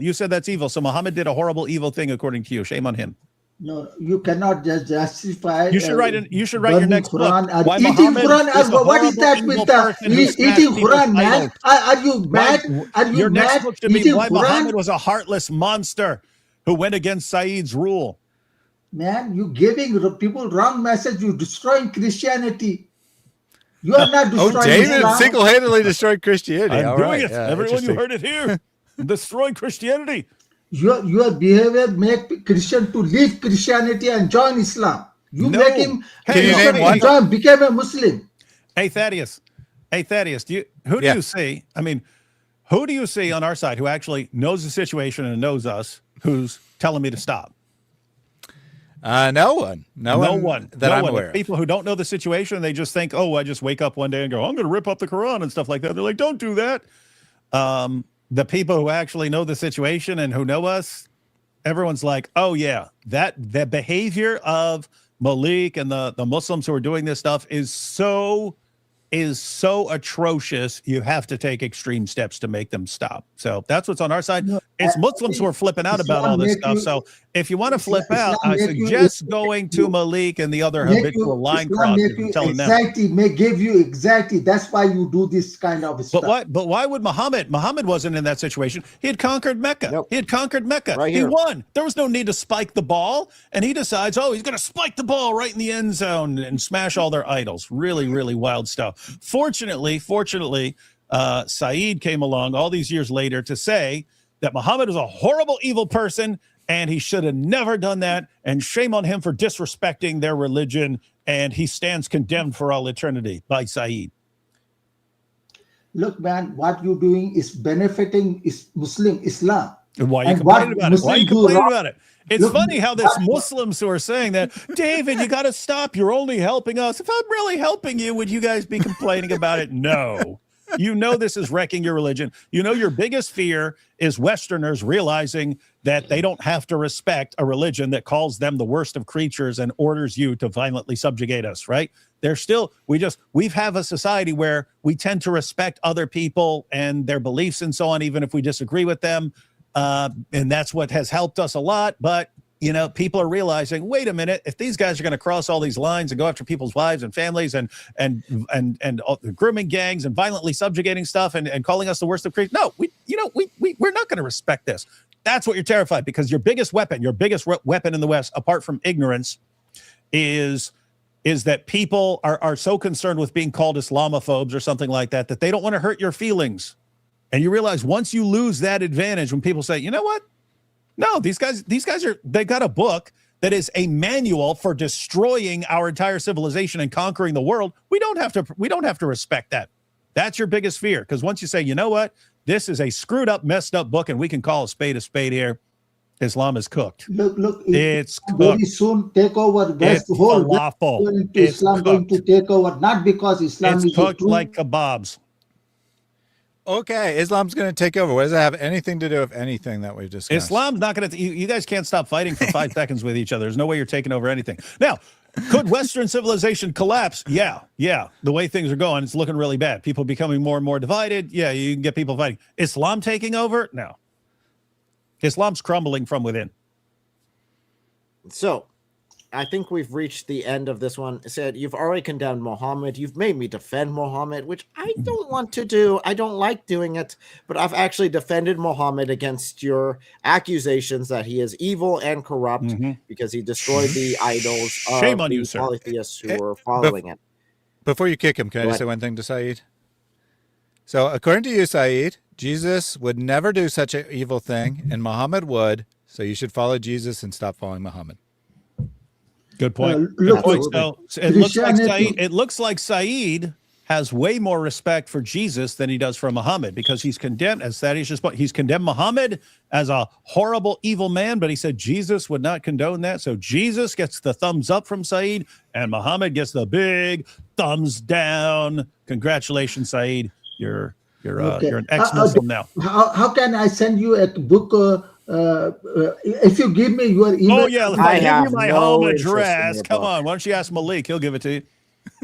Okay, thank you very much. I'm going to put you in the back. We've got others to come up, so we need to be quick with our time. You mean you don't want to read his book, David? His 12 books? I want to read I want to read all his latest books that come out every week, apparently. Absolutely, I guess. Welcome, Imam. Welcome to the chat. Salam al-Masih, y'all. I just wanted to come up and say, no, I do not condemn it. I think that I think Jesus would be ripping and burning the Quran as well, just as he started flipping the tables and whipping people out of the temple as well. That's what I believe. Hey, Chris. Thaddeus has updated me with clips all the way up to the day of the debates when Malik and Jake were all live there in the hotel, and I jumped in. Anything happen after that we need to be aware of? Man, nothing. Man, today, if Thaddeus is going to show you, he's going to get the clips. But today, David, was probably the funniest debate I've ever seen in my life. It was Malik versus Jake the Muslim metaphysician. The topic was the Islamic dilemma. Wait. We have got to You're review saying that. they're debating it now. We're supposed to debate it against them, not them debating among themselves. We have got to review that. I just reviewed it on my channel tonight, and so I know that Thaddeus is going to be able to get it as well and clip it up a lot better than what I was able to just for tonight. No. Hey, everyone. Hey, just to clarify, Jai and DOC have already messaged me saying we're going to be discussing that tomorrow at 5 p.m. So we're good. We'll be covering that. We'll be going through that. All right, go ahead, Chris. Oh man, when you guys review this, you're gonna when I watched your debate, David, I noticed at least twice when you leaned your head back and you looked up, and you probably thought in your head, is this the stupidest thing I've ever heard? Because I think the first one was when he was trying to say that Jesus was telling the disciples to listen to everything the Pharisees say.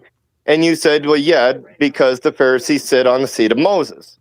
So when they interpret the law of Moses, you are to adhere to their judgments according to the law of Moses. And he's like, well, he was telling them to do that? Well, yes, they were still in the old covenant at that point. Jesus hadn't fulfilled the law up to that point. So the law of Moses was still applicable when Jesus was still. What was his point, David? Do you understand what his point was at that point? Yeah, his point was, since I would not conclude that therefore Jesus is saying everyone must obey the Pharisees for all time or something like that, that therefore when Allah says in Surah 2, verse 85, that Jews have to believe in all of the Torah and not just parts, or they'll send them to hell, that he doesn't really mean believe in all of it, which is like, I mean, just think, I mean, how clear can you be? If you only believe in parts and not in all of it, I'll send you to hell. And Jake is actually arguing, well, since Jesus said this and wouldn't mean that for all time, therefore Allah wasn't telling them to believe in all of the Torah, even though he said he send them to hell if they don't. That's crazy.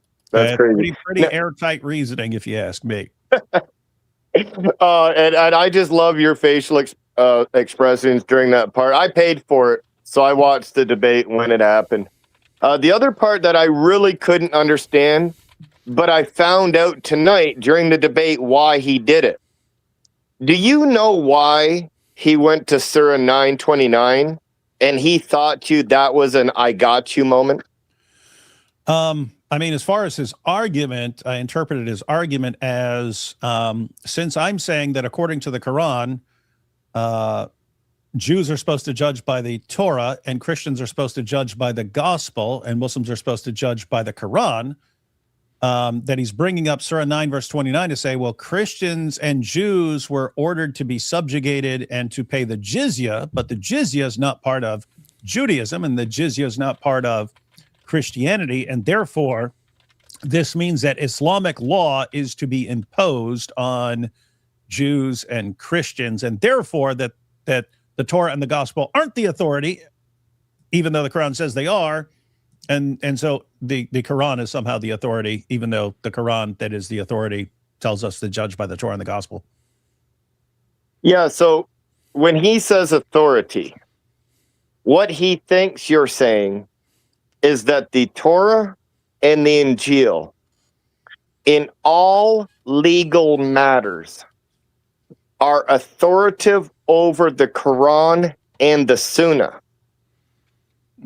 That's what he thinks when you say that it's the authority. I tried to say, or I tried to explain to my audience, that the Quran it affirms the inspiration, preservation, and authority.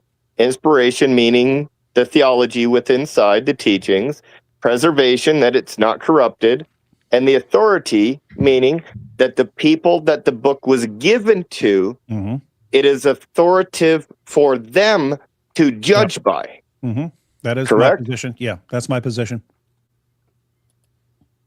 But he really thinks that you, Avery, Sam Shimon, everyone thinks that authority means that the Torah and the Injil are the legal authority over the Quran and the Sunnah judgments. No, would never cross my mind. I only refer to the authority with it when it comes to authority over Islam in regards to 1094, which means that they have to line up.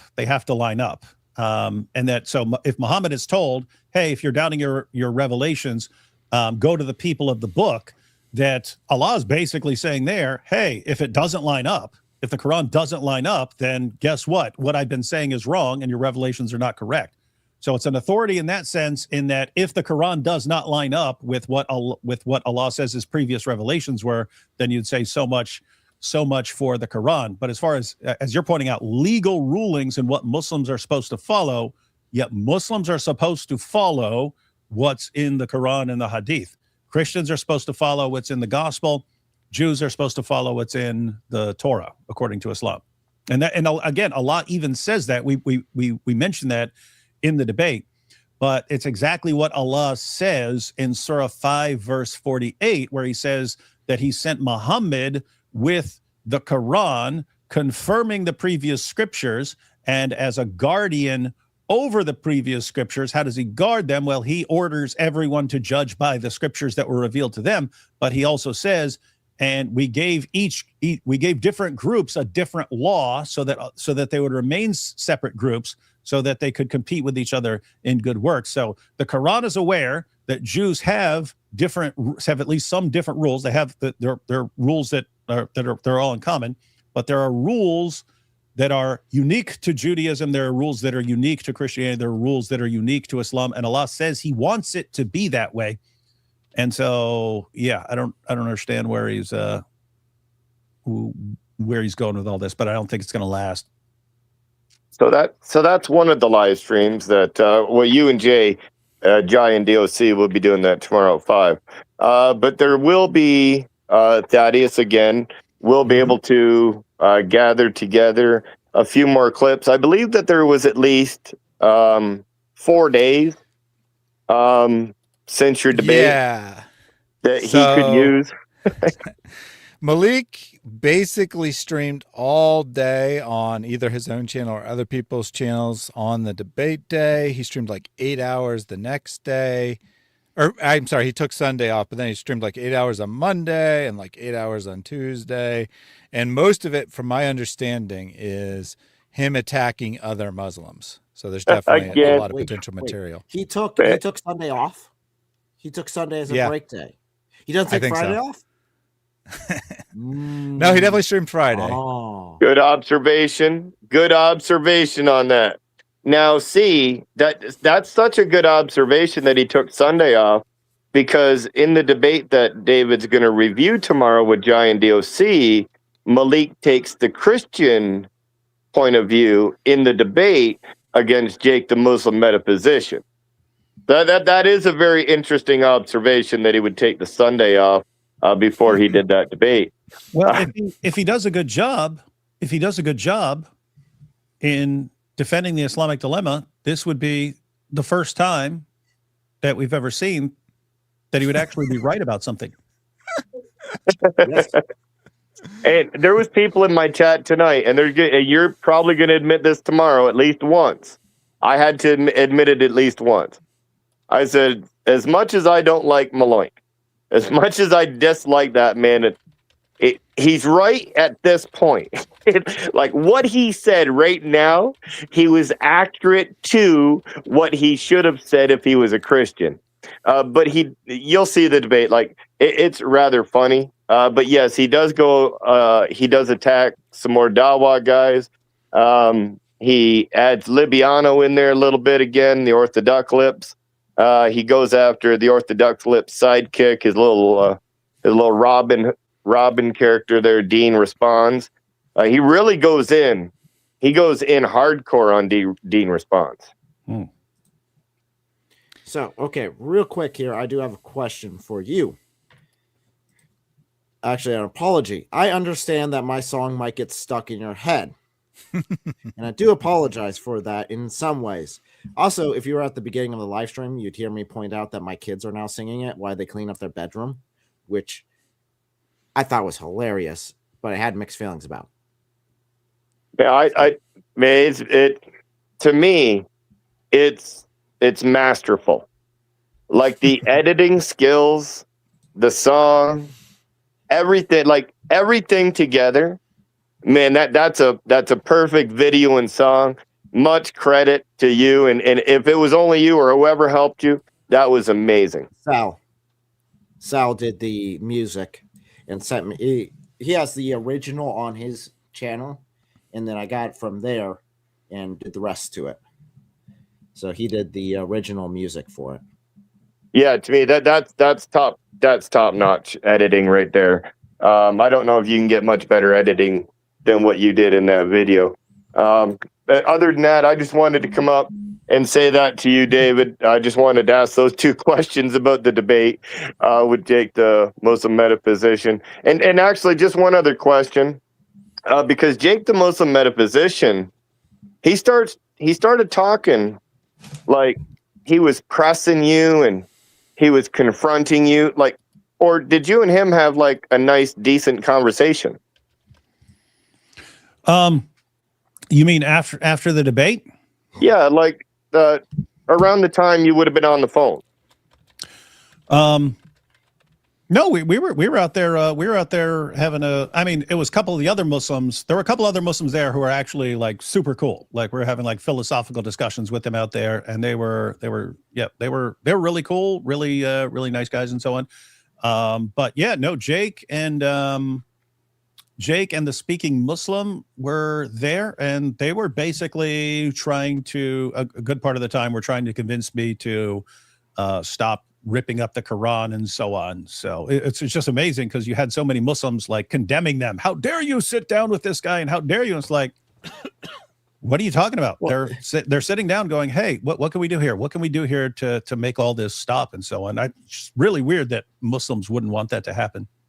No, also, I think you said, go ahead, your brother in Christ. I do want to point out, they did succeed, though, because you were going to rip the Quran there when you went up to get it from your room, but they convinced you they were decent. No, not quite. I went up to get that, but when I was coming back down with it, I decided, all right, if anyone threatens me or tells me they're going to do something or anything else, if I ripped up the Quran, I'm ripping up the Quran. But if they're cool and they try to tell me not, okay, could you please not do this? Then I'm not going to do it.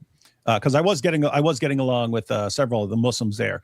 So I went down. No one. I mean, Malik was running his mouth, but there were other Muslims who were there. Again, there were a couple who were super cool. And then speaking Muslim, he was just, hey, can I buy that Quran from you? Can I buy that Quran from you? Okay, so it's no threat. I'm not trying to tick off guys that we are actually chilling with and having discussions with. Well, also, I think that was my point, is that sort of reaction is what we want. You're absolutely correct in that because of their behavior was better than Malik's, that I did not destroy Quran. And if their behavior had been worse or like Malik's, I would have destroyed the Quran. And it's just amazing that you've got Malik and all these other guys basically saying they should have been attacking me or threatening me or something like that. In which case, if they hadn't been getting along, if they'd have been more hostile, I would have been ripping it up. And so it's like, what are you? Your Muslims are seriously objecting to them having a behavior that didn't cause me to rip up the Quran? It's like, no, the only thing you should be doing with David is making him rip up more Qurans. It's like, guys, are you hearing yourselves? And also, I want to abrogate my last ruling about my last question there. I got one more question. So I just had to abrogate that like a law likes to abrogate. David, there is a controversy going on TikTok. It was going on tonight. Jake, the Muslim metaphysician, says that you're a really sneaky person. You're sneaky, David. What you did in the onesie is you snuck in without Jake, the Muslim metaphysician, knowing. Had somebody take the picture when you were beside Jake, the Muslim metaphysician, and he had no idea that you guys were taking a picture. That's kind of true. It wasn't that I snuck into his picture. He came and was standing beside me when he was talking to someone. So I was sitting there. I didn't move. I'm sitting there at the table. And then he comes and he's standing beside me while he's talking to someone or something like that. So he's standing beside me. And then Eric Hernandez was in front of me, and I motioned to Eric and I go, get a picture of this. So that, to be fair, yes, this was not Jake. To defend Jake, just because it's the truth, he was not over there being buddy with me. He was standing beside me because he was talking to someone, and we got the picture. And it's just fun. In the name of just to be completely forthright, I'll go ahead and tell you guys. I thought up until right before the debate, pretty much like a couple days before the debate, when James was saying, no, Jake is saying he's going to debate.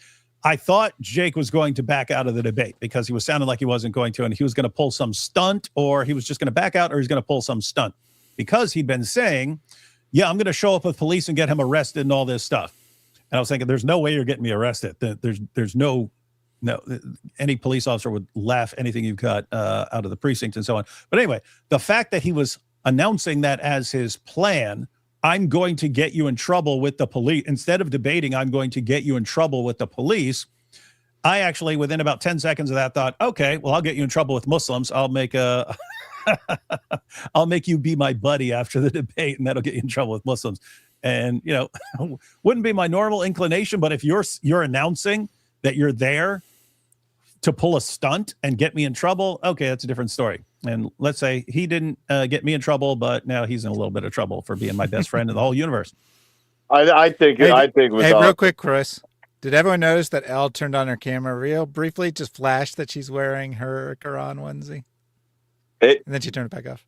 I thought I would sneak in there and be super sneaky. Hey, Elle, how long does it take you to make those?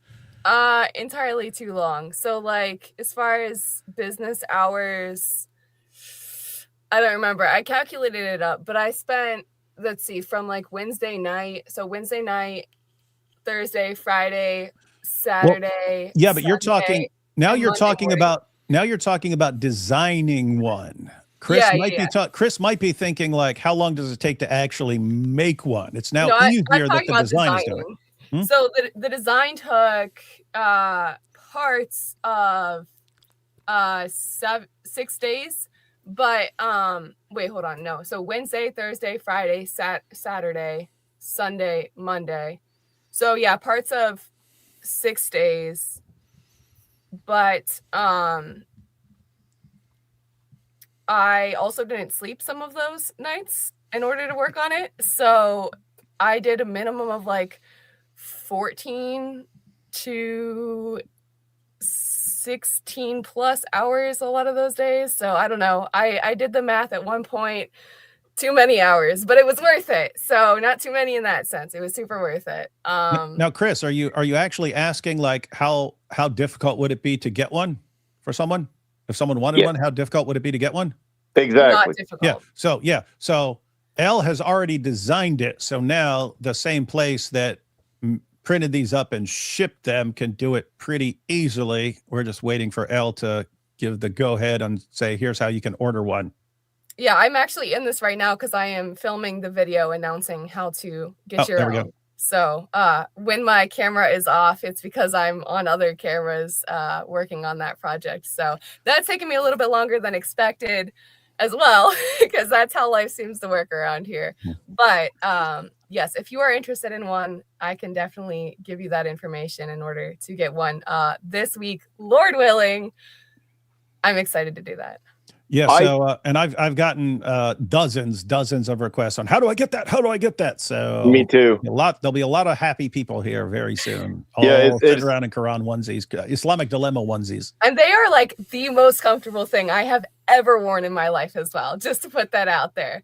Eric was telling me earlier today, I've been like refusing to wear it because I didn't want to get it like messed up at all, like spill something on it or whatever before I got all my filming done. So it's been hanging up in our bedroom, like so that there's no wrinkles or anything. And Eric told me earlier today, he's like, I've been wanting to put this on the whole time.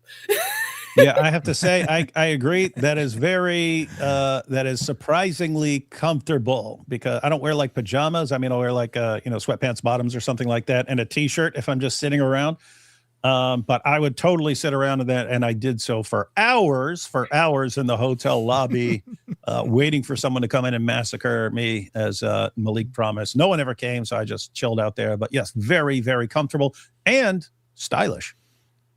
Well, whenever you get the link ready for people to be able to order their onesies, I think that you should send it to all of the apologists that have a YouTube channel, so that we can put it up on our channel under our post, and that because I've been getting, even people in my chat has been wondering about that as well.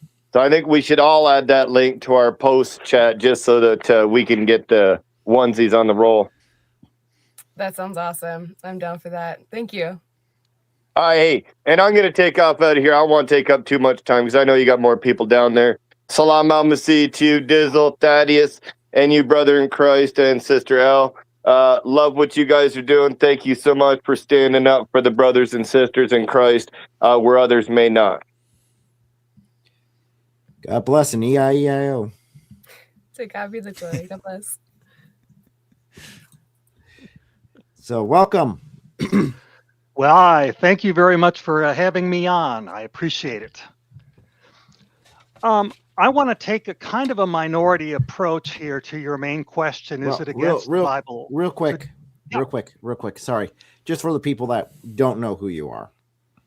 Are you Christian, Muslim, whatever? He literally has Ratio Christi in his name. You know how many times I've had Muslims come up here and use Christian names and then claim to be Christian or to clarify and be Muslim afterwards? I can't count that high. Yeah. I've been a Christian for over 40 years, and I'm with an apologetics ministry called Ratio Christi, which is Latin for the reason of Christ, at the University of North Florida.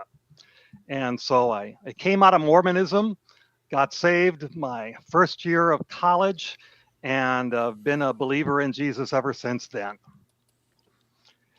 I got involved in Christian apologetics probably about 2 years after my salvation, and specifically all kinds of apologetics, but I've been interested in Islamic apologetics for a very long time, probably over 40 years. I also happen to be an administrator and a moderator for a Facebook discussion group that's called Islam and Christianity Answering Muslim Objections.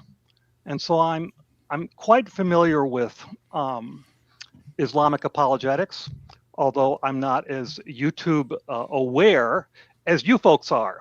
And so I'm the small little fish seeing the big guys in front of me. But I'd like to take a question about, is it against the Bible to destroy the Quran? And one of my concerns, and I'll just put it out here right away, is the things which we can do in the United States with impunity, meaning because we have freedom of religion, freedom of speech, our brothers and sisters in other parts of the world may suffer for. And I happen to know that sometimes radical Muslims in places like Pakistan, Indonesia, Middle East, will sometimes take retaliation and revenge on Christians in their own countries for things which they have seen occur in the United States. And my main concern with the Quran desecration or annihilation is that some people in other countries may be beaten, raped, have their houses burned down because Muslims see and become inflamed at what they have witnessed on YouTube or TikTok or somewhere else. And I wonder if you could address that, please. Yeah, I definitely can. And that is always a concern, but it's actually connected to everything that's going on. Islam, more than anything I've ever seen in my life, is obsessed with controlling the behavior of everyone on the planet. It's not just, in other words, Christianity is like, as far as the rules, that's for Christians. It's for Christians. Hey, you are following Jesus. Here are the rules. And that's true of lots of different religions and ideologies and so on. Islam is here are the rules for everyone in the entire world. Does not matter if you believe in it or not. And it's just, there's this obsession built into the religion with controlling everyone else.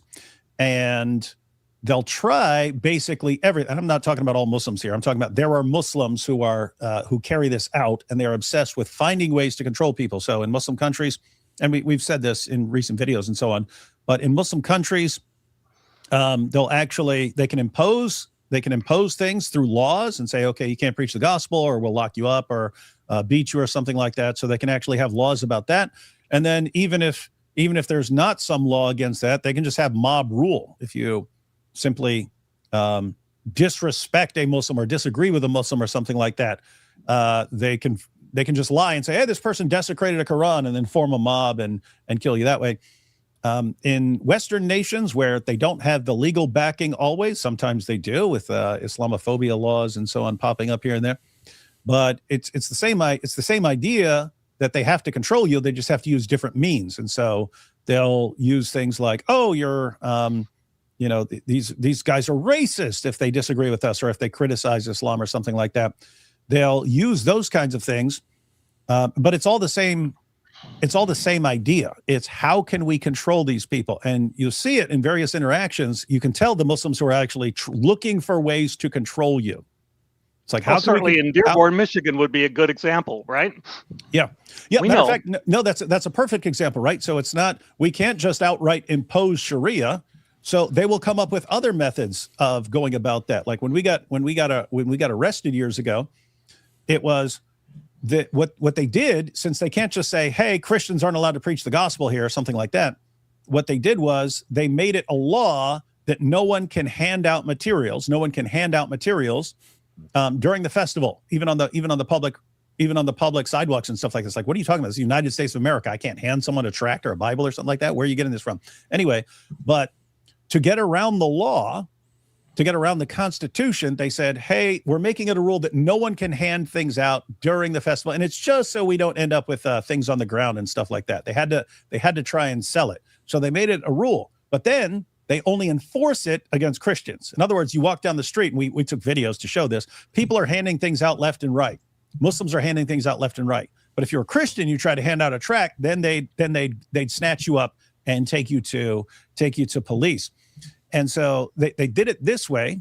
So notice what they wanted to make it so that Christians can't preach the gospel or hand out materials. You can't just make a rule in the United States of America saying you can't do that.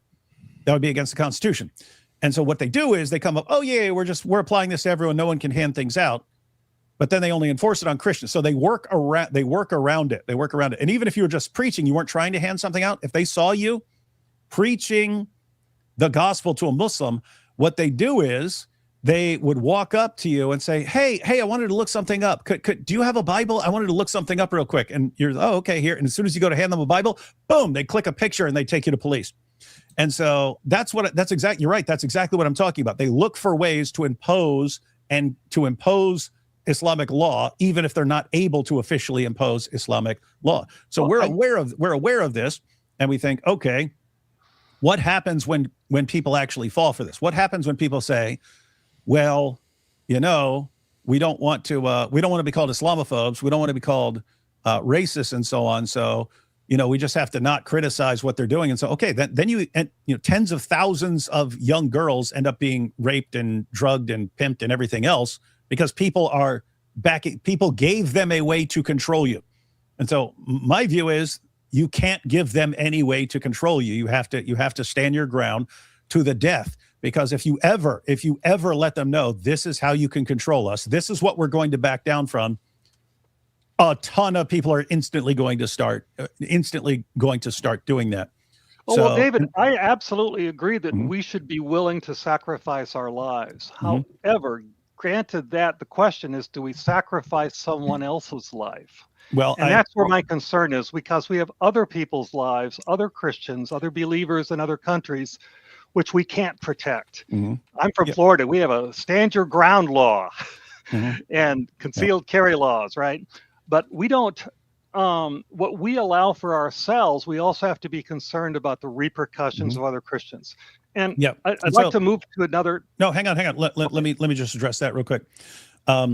So I would actually put this in the same ballpark that one, I'm not aware of anyone in Muslim countries being killed because of what I'm doing here. But two, if it started happening or they started threatening Christians in other countries, that would be in that same ballpark of, here's how we're going to control what you guys do in other parts of the world. If you guys do something in other parts of the world that we don't like, then we will kill Christians in places where we have an opportunity to kill Christians. If you actually were to back down from that, guess what? I think you just endangered a lot more Christian lives, because now they're going to say, oh, anytime they're doing anything that we don't like, we're just going to start killing Christians and tell them they have to stop. So I think it's given how Islam works and that they will do absolutely anything to control what you're doing, it's a rough situation, but that's just what Islam does. It puts you in these really, really screwed up situations where you have to decide what you're going to do. And no matter what you decide, it can be pretty messed up situation. So like in this situation, do you let them go around doxing and threatening and harassing and stalking and so on people's wives, or do you make them stop? Well, if you make them stop, then you're going to have to do some rough stuff that bothers them so much that they will actually police their own community and back down. But as you're pointing out, what if someone in a different country says, well, I'm going to go on a killing spree because of this? Well, so what do? You let them go around like doxing people and going after people's wives and so on? And it's just, so it puts people in these messed up situations. But yeah, I'm in favor of getting the message across by just about any means necessary. You don't control us, so stop trying. And I think if you really stand your ground, I mean, so as a real world example, think about the cartoon, the Muhammad cartoon controversy back in the day. A woman, Charlie Hebdo. Yeah, that's right. Yeah, a cartoonist named Molly Norris. She said after a group called Revolution Muslim threatened the South Park creators, and then they had to edit the episode and stuff like that. She came out and she said, let's have an everybody draw Muhammad contest. And she drew a teacup, and the teacup was saying, I'm Muhammad.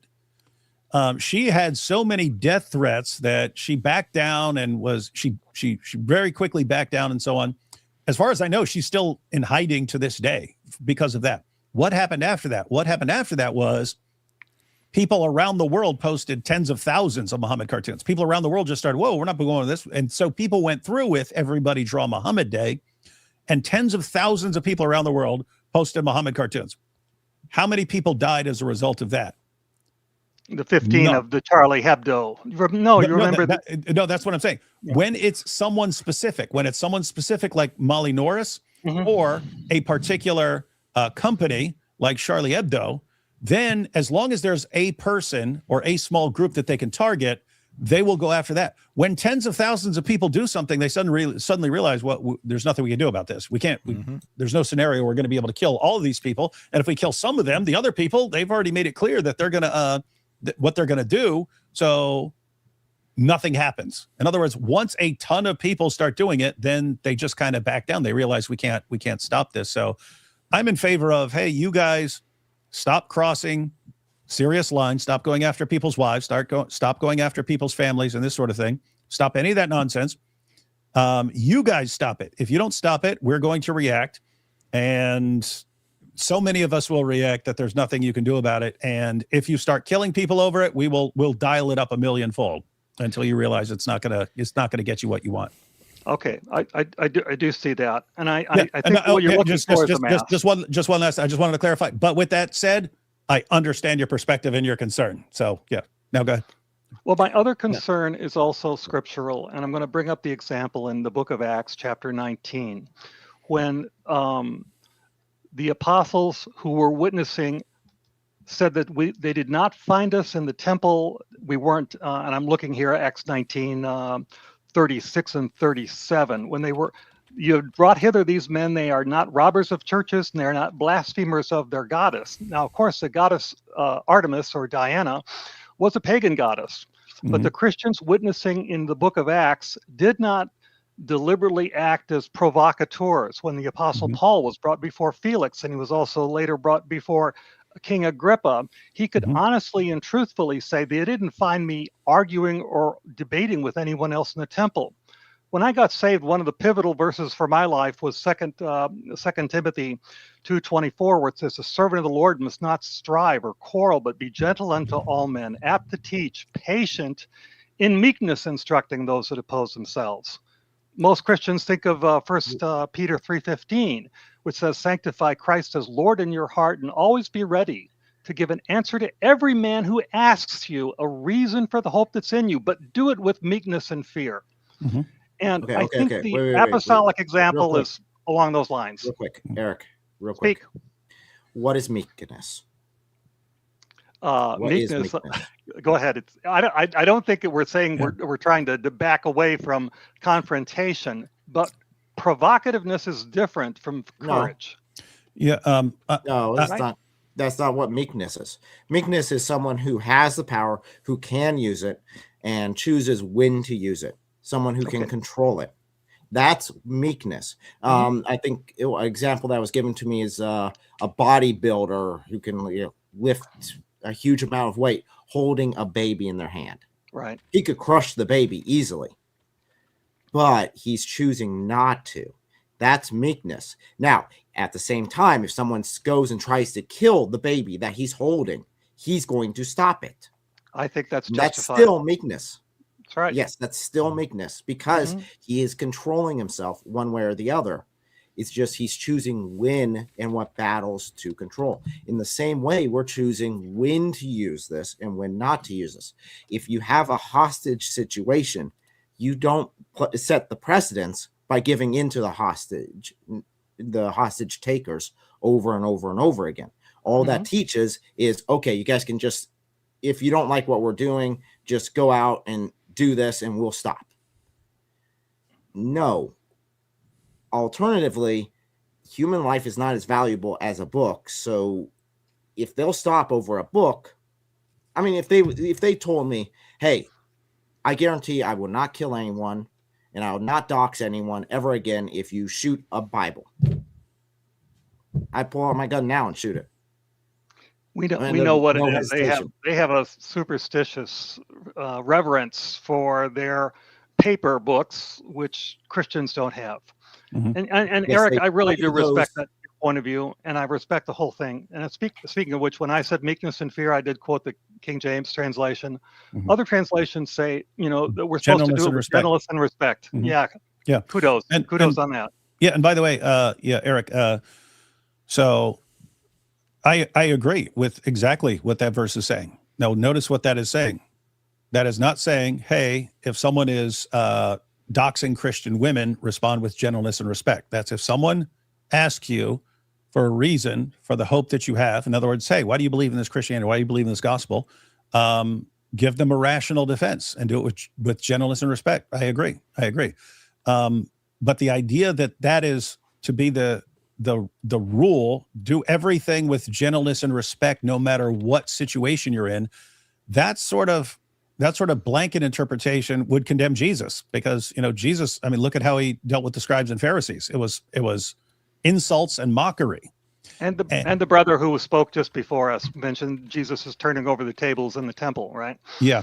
So you have to allow that there are situations where that rule kind of doesn't apply. Those kinds of rules don't apply. And yeah, my view is if you've got someone who, anytime he doesn't agree with something, that he's going to start doxing Christian women and get them harassed and so on, my view is you have to make them stop. You have to make them stop. And if you don't make them stop, then that becomes the new way of doing things for them. It has to be so traumatic and embarrassing for them that they don't want to try that again. And the concern, of course, is that, by desecrating the Quran and things like that, it's, they're going to be so upset at us that they're going to think we're horribly evil people and they're never going to listen to us again or take us seriously again. I actually find, experience-wise, that it's the opposite. That if we were to back down when they go after women and we were to back down from that, they would never respect us in any circumstances. It would be, look at these pathetic losers. They won't even defend their women. They won't even make us stop going after their women. Whereas if we actually make them stop, which we will, we make them stop doing whatever it takes, which is what we're doing. Once they stop, they will moan and wail. They will throw tantrums. They will say how much they despise us and how evil they are and how evil we are. At the end of the day, they will respect us more than if we just let them get away with this stuff. Great. Thanks for hearing me. I know you've got other guests, and I think I'll let them go. Appreciate it. Thank you very much for calling in. Appreciate it, bud. God bless. Take care. Bye. God bless. And I have to say, Eric is right in the sense of, like, these are some difficult, they're actually difficult issues. Like, we're sitting there saying, okay, here's this and this and this and this and this consideration. And our conclusion at the end of all this is we kind of have to do this. But I completely understand, it's actually kind of difficult and this could lead to this and so on. So, yeah, that's the point. Islam puts us in difficult decisions. I mean, in difficult situations, we have to make difficult decisions about how to proceed. Yeah, I actually think the cartoon. Yeah. I actually think the cartoon case is a perfect example, though, because 10 years ago, 15 years ago, it was just like generally accepted in Western society that if you drew a cartoon of Muhammad and someone came against you, attacked you physically, it's your fault. You should have known better than to draw that cartoon. And then over time, as these incidents kept coming up, people started to stand up against it. And now post Charlie Hebdo, it's basically normalized. It's basically normalized to draw a cartoon. And thus, yes, temporarily, 15 years ago, drawing a Muhammad cartoon put people's lives in danger. But because it was normalized over a period of time, it is now much safer for people to be able to criticize Muhammad than it was in the past. Yep, and you are correct. It's sort of the violence, the violent outbursts and stuff. Those are additional attempts to get their way. And if they find out it leads to the opposite effect, that killing cartoonists will actually lead to more people making cartoons, then it's okay. We got to stop now. It's not going to work.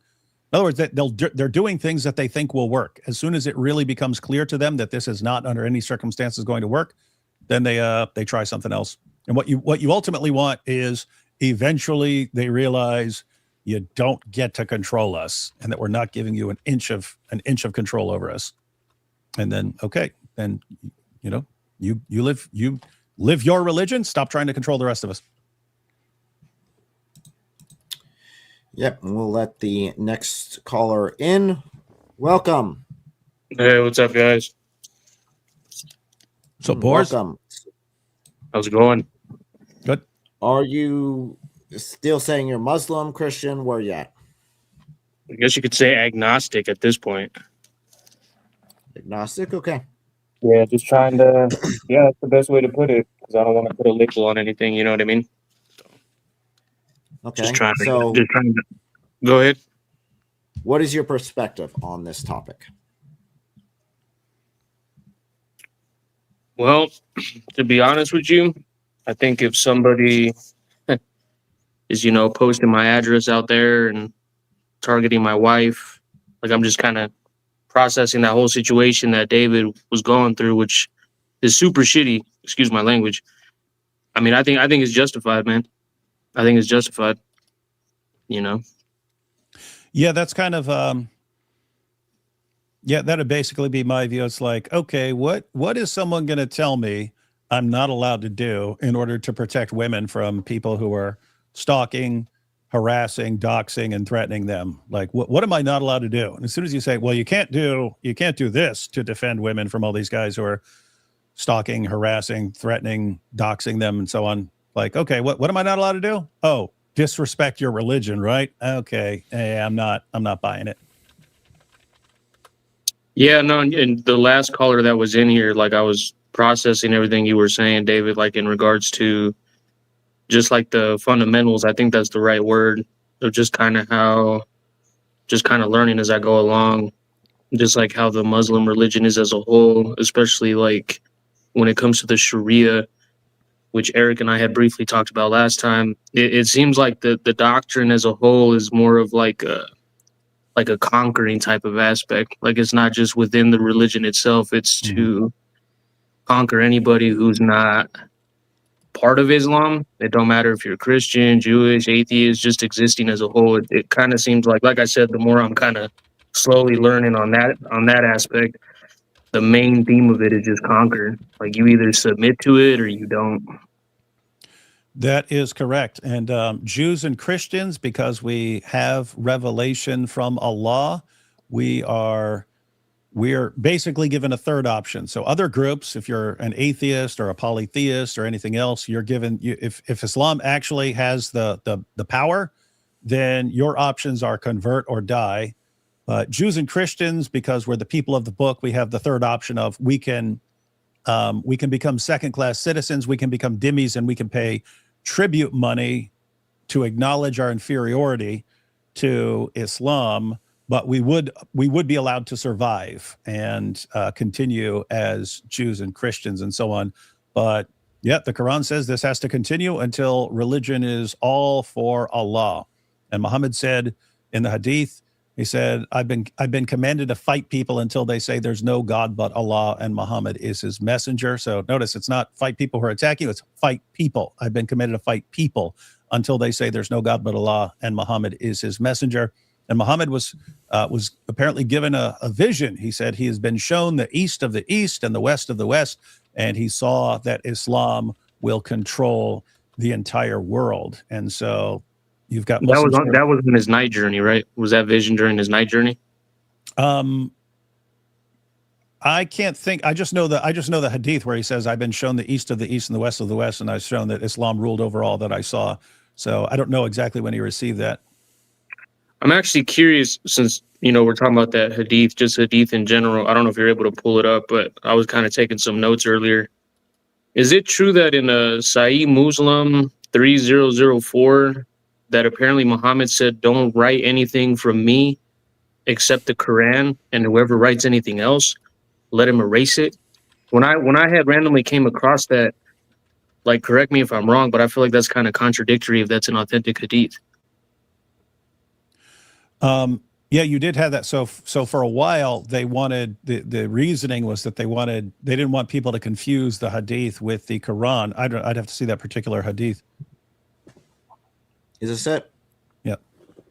Right here. So do not take down anything from me, and he who took down anything from me except the Quran, he should efface that and narrate from me, for there is no harm in it, and he who attributed any falsehood to me.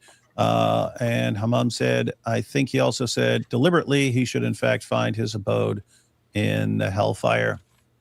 Yeah, so you're pointing out the absurdity that this is written down in a hadith when he's apparently saying, hey, don't write this stuff down. Yeah, it just kind of tripped me out because, like I said, I was just listening in the background to what you guys were talking about. I was just trying to research random hadiths that are either weak or just kind of bizarre, and that was one of the bizarre ones that came up. So I just wanted to see it for myself on the actual website just to see what it would say.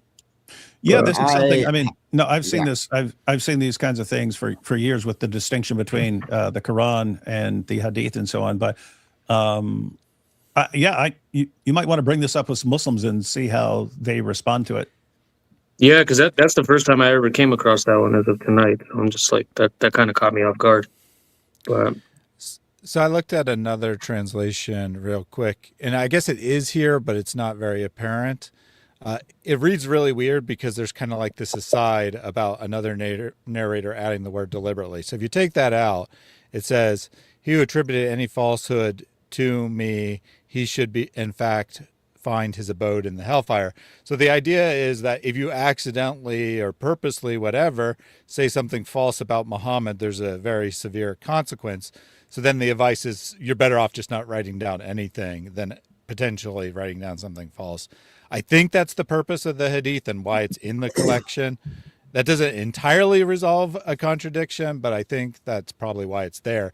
Is that's like the idea isn't necessarily don't write anything down. It's like if you're going to write something down, you better be really, really sure it's something true. Well, real quick here, that does highlight something situation. Yeah, it highlights something very interesting though, because it's not if you write down anything about Allah or any lie about Allah. This is all about Muhammad. It's not any other prophet. It's just Muhammad himself that this punishment is written about. Interesting how he's held to a different level than the others. I know Muslims will say they're all the same, but nah, they're not. Yeah, that is a bit odd. Yeah, I had even came across another one where if a woman or a dog or a donkey passes in front of a person that's Muslim and that prays, the prayer is completely nullified, which I never even, got told or taught that, after attending multiple times at a mosque, like just these bizarre hadiths in general, which kind of brings up like another thought process that I had that when I seen you. Oh, go ahead. No, just on that particular hadith, it's actually it's interesting. So you had Aisha flipping out and saying, what are you talking about? Muhammad used to pray with me in front of him. and so he couldn't have said that. And then you had the women saying they're making us equal to donkeys. And so it's weird how you'll have this hadith and it's something Muhammad says, but then like women get the point, you're making us like donkeys. And you'll have that, but then you find out Muhammad didn't even follow the rule himself, and he would pray with a girl in front of him and so on. And it's just like, wait a minute. So he's making a stupid rule. Women understood how messed up a thing this is to say about them, and then Muhammad was a hypocrite who wouldn't even follow his own rules that he's laying down. So it's just interesting that you have all these like weird things tying together in these hadiths. Well, yeah, and like to add on top of that too, like because I had seen you David in a Hatoon's live, and when that Reaver guy was up there, that Reaver brother, and that he had only been a Reaver for like a year, and when he was just trying to point out, you know, I think I don't know if you had asked him something prior, because I had jumped in when he just said that he had been a Reaver for a year and saying that Muhammad was a good guy. I don't know if you guys had asked him like what drew him to Islam. But I mean, if that's the response that he gave, that Muhammad's a good guy and, you know, being a Reaver for a whole year, it kind of makes me wonder when I was like watching that, like just how his responses were, that he didn't really have much information at all or knowledge, which I'm one of those people as well. That I'm wondering like where he's from. Like those were the thoughts that were going through my head. Like, I feel like he kind of pretty much seems like he experienced the same thing that I was going through, just no knowledge or guidance on anything, you know, just kind of, he probably like converted, said the Shahada or reverted, whatever term you want to use, just out of like comfort, I guess, but not getting all that that proper knowledge of the actual belief. It just kind of caught me off guard. No, that's pretty This happens a standard. lot. They target Muslim Dawa guys will target people who like don't know a lot, and then give them, hey, because what the guy said was Muhammad is a great guy and the Quran doesn't contain contradictions.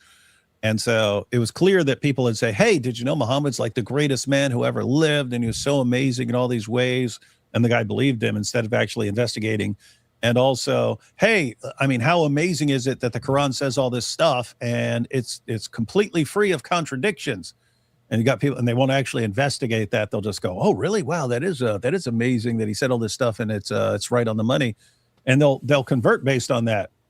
And see, and that's kind of where I'm at. Like, I mean, I could, you know, like I said, using the same words, putting the ego down, the pride down, you know, just full dignity and honesty. Like, I think that's how I ended up being one of those clowns. You know what I mean? Like I was going, you know, diving into it. Like, you know what? I think this is the religion, you know, and I think everything that the Quran says is, you know, legitimate. And I'm just going to kind of go off of what little guidance I have from the brothers in the Ummah. But then it's like when I'm seeing these debates and actual things that are on the, what is that called? Sunnah.com, and just things that you guys have been debating. Yeah. Things that you guys have been talking about and kind of exposing out there. It's like, well, now I'm in a big debacle right now, because I'm like, well, damn, I come from a Christian background. Now we're on this side of the revert side. And then when I see other reverts come in the guest box, I'm in the same boat as them. Like all this stuff being exposed out. It's like, well, gee, how come I didn't get told this beforehand? You know what I mean? But then again, I could admit that it's my fault for not thoroughly researching, but all this is just crazy. That's why, like, I'm literally standing in the middle of the bridge, not knowing which angle to go. You know what I mean? I don't know how else to word my quick testimony or real quick just to cap that off, but that's just kind of where I'm at. It is a rough situation with Islam, because we're just kind of the way we are. We normally think that when we're asking people about their religion or their beliefs or something, that they're telling us the truth. Like if I ask a Hindu, I had a Hindu landlord when we lived in the Bronx and so on, and I would ask him, hey, what's Diwali? And he would break that down, and he would start telling me about, you know, what these things are. And my son saw a picture of Ganesh, that's the elephant head god, one day, and he was asked, hey, what is that? What is that? And they would tell him. And, you know, if you ask an atheist what you believe, you ask a Jew what you believe, you ask a Christian what you believe, we're assuming that people are telling us the truth. And so we're all just, that's normal for us. When people are telling us about their religion, we think they're telling us the truth. But you've got this thing that's called Islam, where as far as the Dawa guys are concerned, they can just make up anything.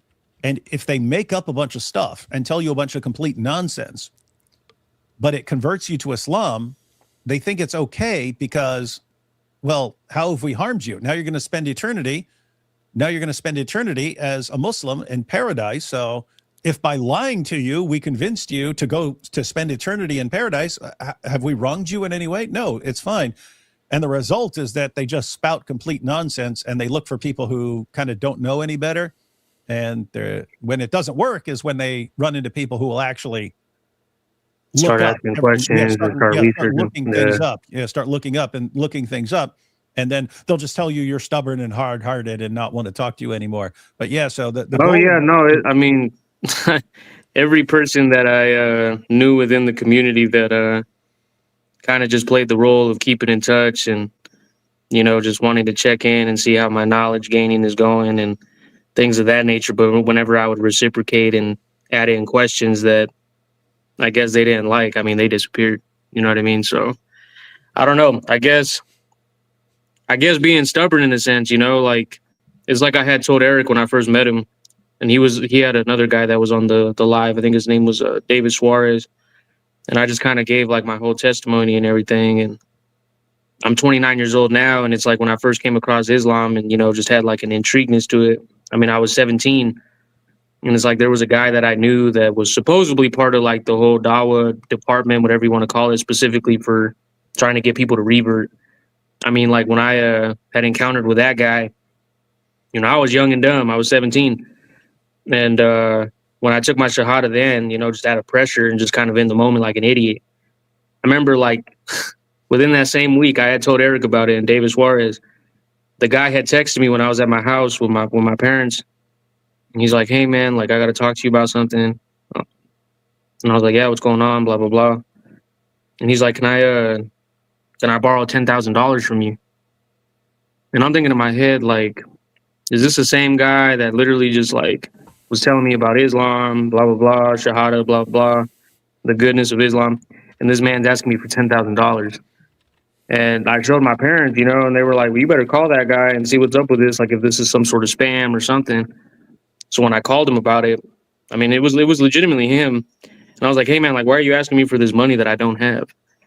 And he's like, oh, well, this is like part of the Ummah and like, we're brothers. We're supposed to help each other out. And I need to send $10,000 back to Morocco to set up a coffee stand. My family's going to be running the business. And like I told him, I was like, hey, man, like if this is going to be what it is, I can't do this. So like I hung up the phone and my parents were like, you know what? You better give him back the book. You better give him back the carpet. You better give him back the kufi. Like this is not what a religion is supposed to be. So when I met up with him the next day, I was like, hey, man, like, here's your stuff. And that's it. He's like, well, all right, take care of yourself. Never heard from that dude. But like from the bad experiences that I had as a whole, just like from that time period to now, I mean, I guess the best way to put it, or a mixture of both the words, stubborn and being idiotic, like, I don't know. I guess part of me was just kind of still trying to have hope that like this religion is like, the main belief, aside from having like, excuse my language, shitty people within the religion. I mean, part of me is just kind of still trying to hold on and just see what it's about. But I think after like 12 years of this bullshit, excuse my language again, I mean, I'm at this point, I'm just at a crossroads. But my bad for venting out loud, you know what I mean? So. No, we understand your position, and that is quite 10,000 is quite a bit to drop on someone randomly. Yeah, for real. So just to let you know, we do need to go to another caller here shortly. I would like to hear your closing thoughts on it. Anything else from the panel that they'd like to say, but we do need to move on. No, man. Everything's cool. Thank you for having me on. I mean, you and I had already talked last time, when you were on. I didn't want to kind of put myself out there looking like a clown or just some dude that's just randomly popping in here and there. But, if you guys still hold that perspective of me, I mean, no big deal. I understand on that side of the equation on how that would look.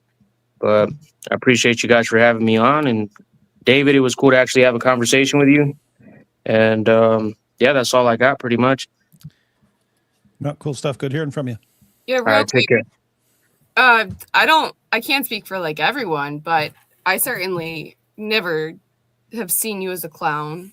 I think it's really sad what you've been struggling through, but definitely always happy to kind of help and actually make sure that, the questions that you have are resolved and dealt with. And like, because I don't think anybody should jump into something if they don't know that it's true. I mean, it's one thing to say like, all of the evidence points this direction, but it's not enough. Like, that's not what I'm talking about. That's ridiculous. And lots of people do that. Like, that's not good. But to genuinely have questions and be like, I don't know the right way to go and I want to, I think that's super important to, Yeah, no, and that's where I'm at, you know what I mean? And that's why, like, I try to see both sides whenever y'all go live. And, it's cool what you guys are doing out there. But I mean, the way it's kind of been pinpointed, especially since you and I had last talked, Ellie, on Tua's live, I mean, I don't know, with all this messy stuff coming out of like Islam, like with all these hadiths that I never knew about.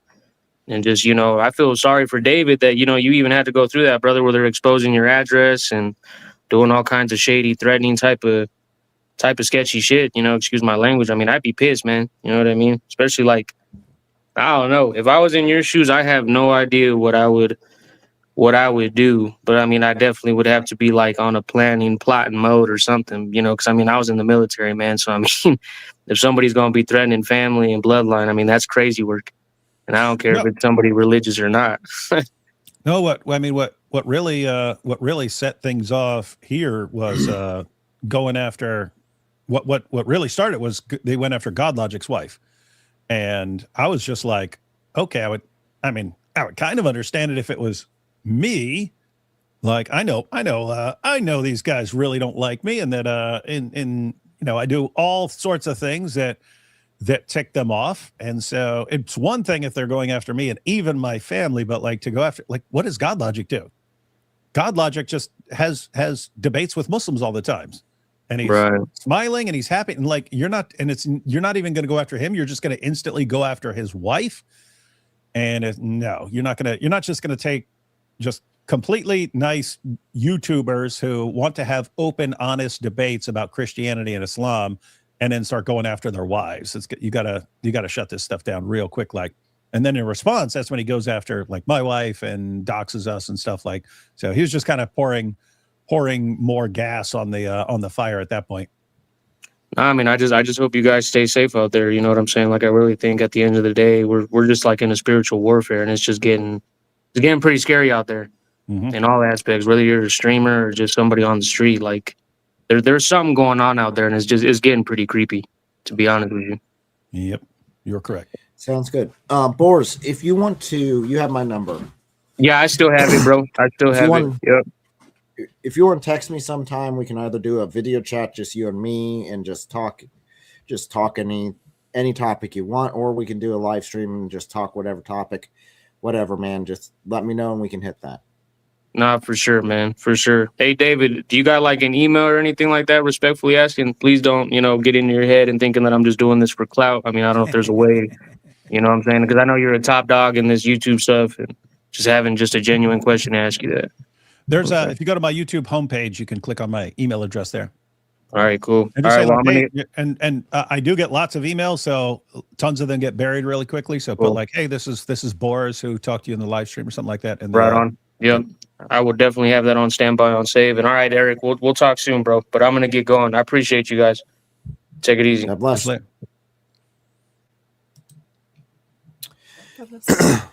Okay, real quick before we continue with another caller, we do have a couple of real quick super chats here. David, just to let you know, this person thinks that the Quran pages in your toilet is desecrating your toilet. Well, it's no longer there, but if you think that my toilet has been permanently desecrated, then I understand completely. And they also say, endanger my wife, my bare hands will unalive you. Or unalive him. Yes. I can see your perspective. So let's go ahead and pull up the next one here. Now we're doing about 15 minutes each. So I do have a little timer here. So anyone who's waiting in line will get to you according to when you logged in based upon that timer. Real quick before you do that. Oh, sorry. I was just going to say, based on the super chat that somebody sent in about David's toilet, I just want to remind everyone what the meaning of desecrate is, because we do throw it around sometimes, but the actual meaning of desecrate is to profane or violate the sacredness or sanctity of something. So like and the reason I bring this up is because a lot of people will throw around like, oh, you're desecrating the Quran. And it's like, well, the Quran's not holy. So like to say you're desecrating the Quran is actually kind of like, it already isn't like logically what that means. But I just think it's interesting with this the super chat. Obviously it's a joke to begin with, but yeah, that takes a whole new meaning to like holy. David told it is considered holy. What are you talking about? It's a throne. Just saying. Oh, by the way, I'm going to have to bolt here in a few.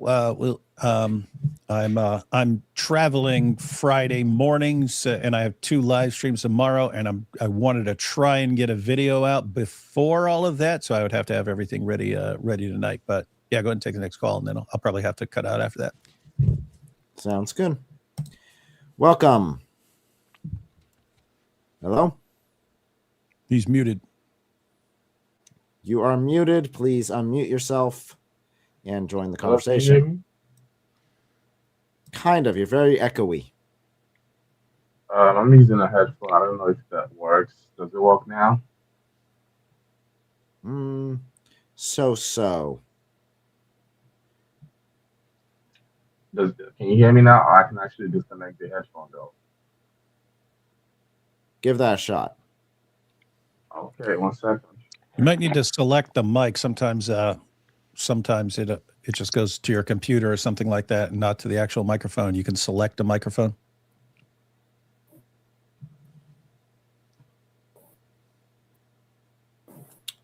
Give you a couple more minutes, and if not, then we'll switch to the next caller in line, which is perfectly fine. Then we'll come back to you afterwards if you need to have time to deal with some technical difficulties.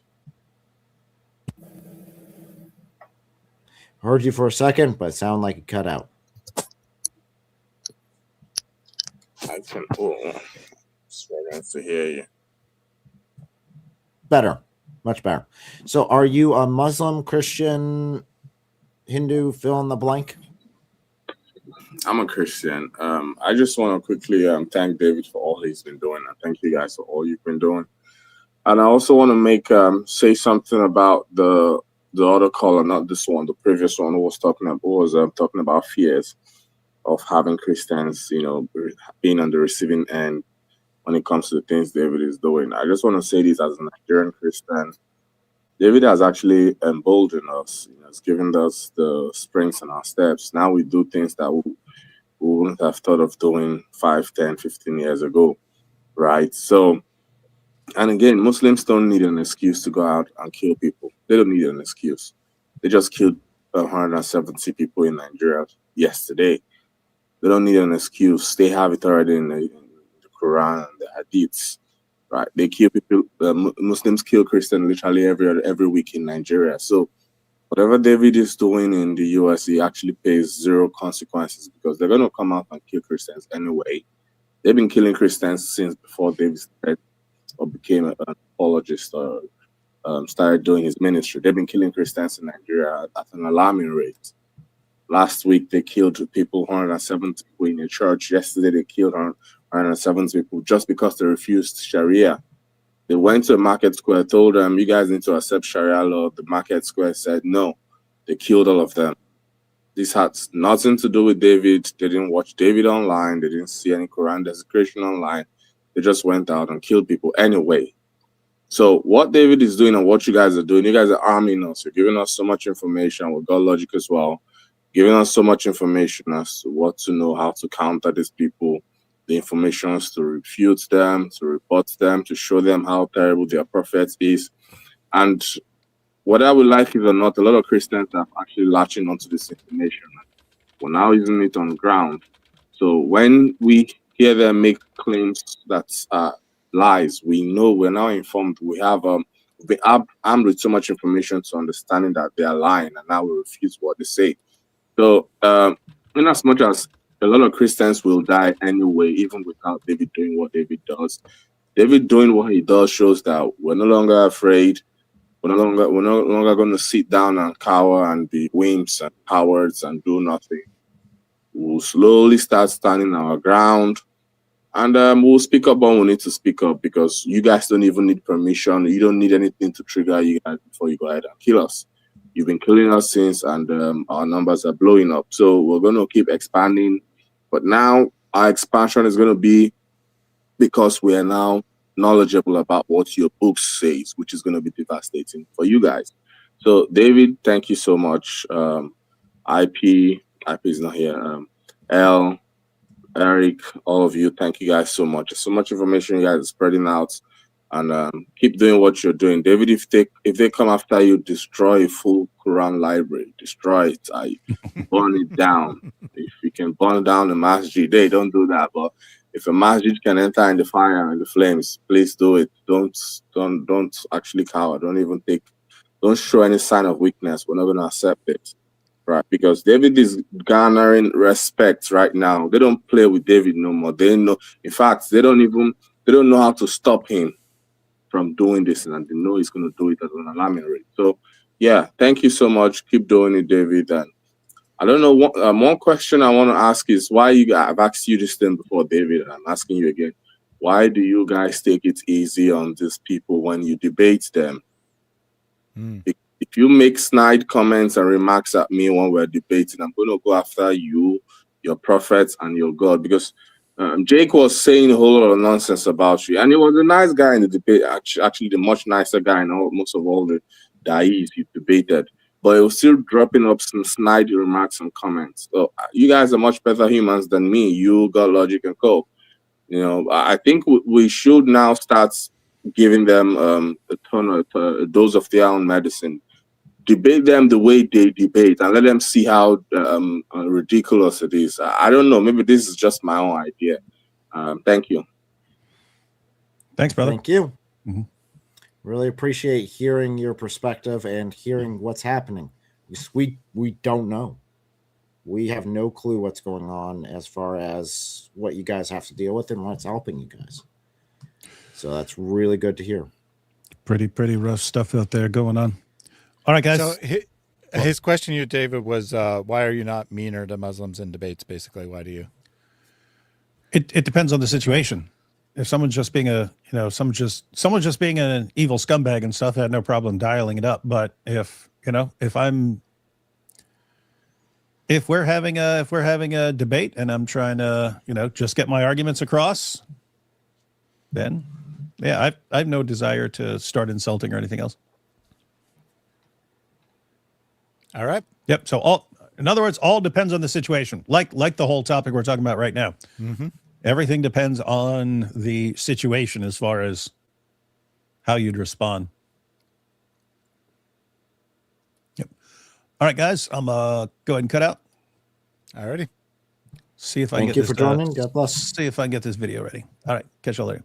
God bless. Simon already dropped, but I was going to tell him that that's my policy, that I try to respond in kind, right, to each individual Muslim, because unlike what the Quran seems to think or what Islam seems to teach, someone is only actually responsible for their own actions. So I don't want to treat someone poorly just because other Muslims act poorly.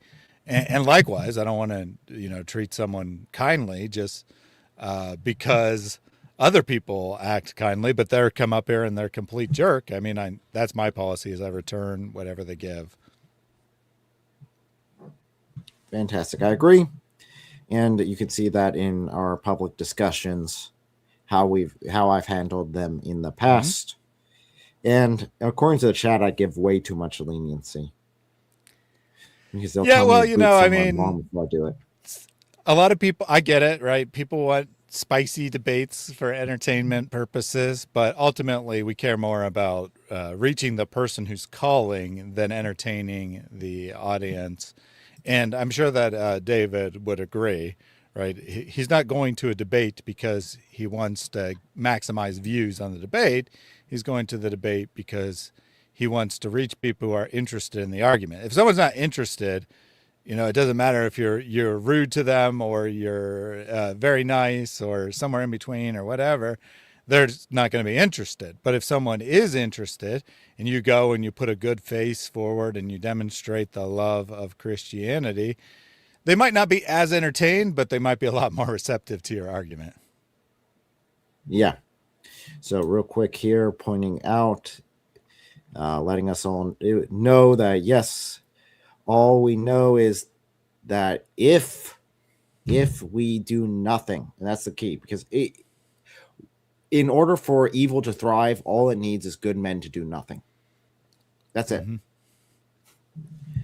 Their actions. And I will say, as per the explicit teaching of the Bible, or a response or an opposition to something doesn't always mean punching someone in the face, or metaphorically speaking, of course, but it doesn't always mean aggressive action, right? Sometimes responding to violence or intimidation or whatever with kindness, as the Bible says, heaps burning coals upon someone's head. You know, it embarrasses them. It makes them look really bad and stupid. And even they themselves realize the wrongness of their action. So it's very context dependent, your response. And I think you see that in the Bible, right? You can go to one verse and say, well, clearly you should respond aggressively. And you get to another verse, clearly you should always be submissive. And right, the real answer is that it's context dependent what the best response is. Almost as if you need like something called discernment in order to decide which way is correct. And you have to rely on the Holy Spirit for that, for his guidance. It's a good thing that we have him in spades. So welcome our next caller. Can you hear us? Is it me? Yes, it's you. Yes.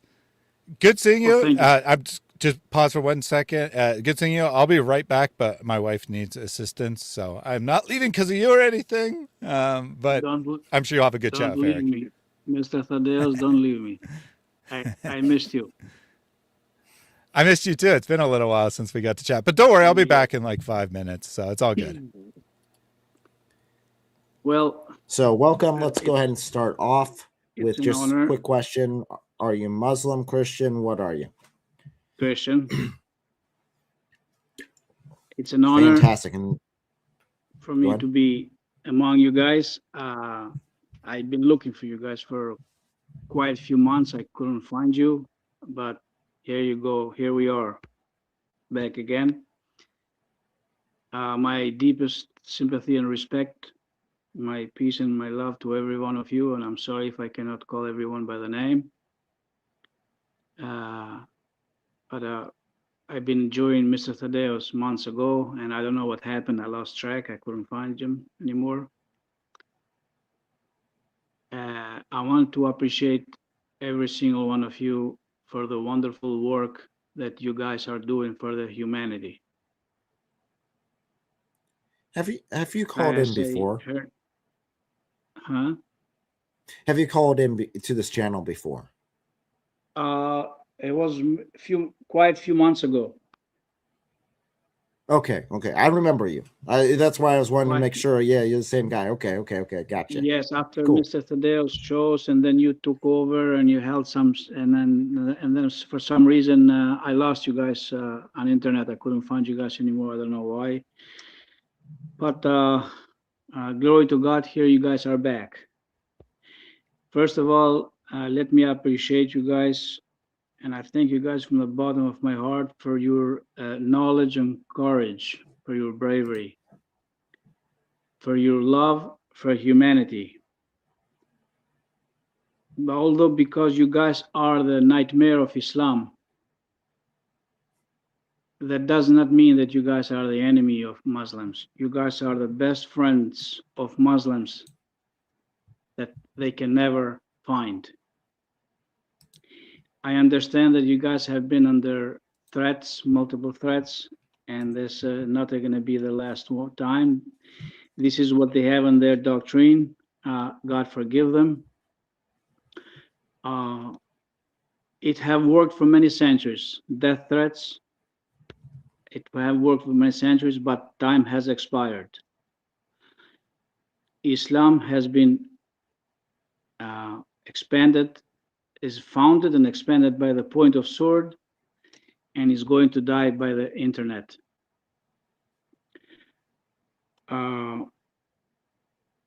Where to begin? The best Muslim scholar will come here and threaten you guys or use dirty language. First of all, I found it very insulting to their God called Allah, that they are willing to kill for the God that they call it Almighty God and God of knowing and the creative universe. And at the same time, they have a handicapped God that he's willing to hire mercenaries, martyrs, to kill for him. This is very insulting. very offending. I've been looking for scholars to come and debate you guys, Islamic scholars, but there is little to none. I have come to the conclusion that never mind the imams and mullahs, that they have disappeared and they don't have the guts to come here. But I have come to the conclusion that not even Allah has the knowledge and the courage to come and face you guys and debate you guys in a civil manner.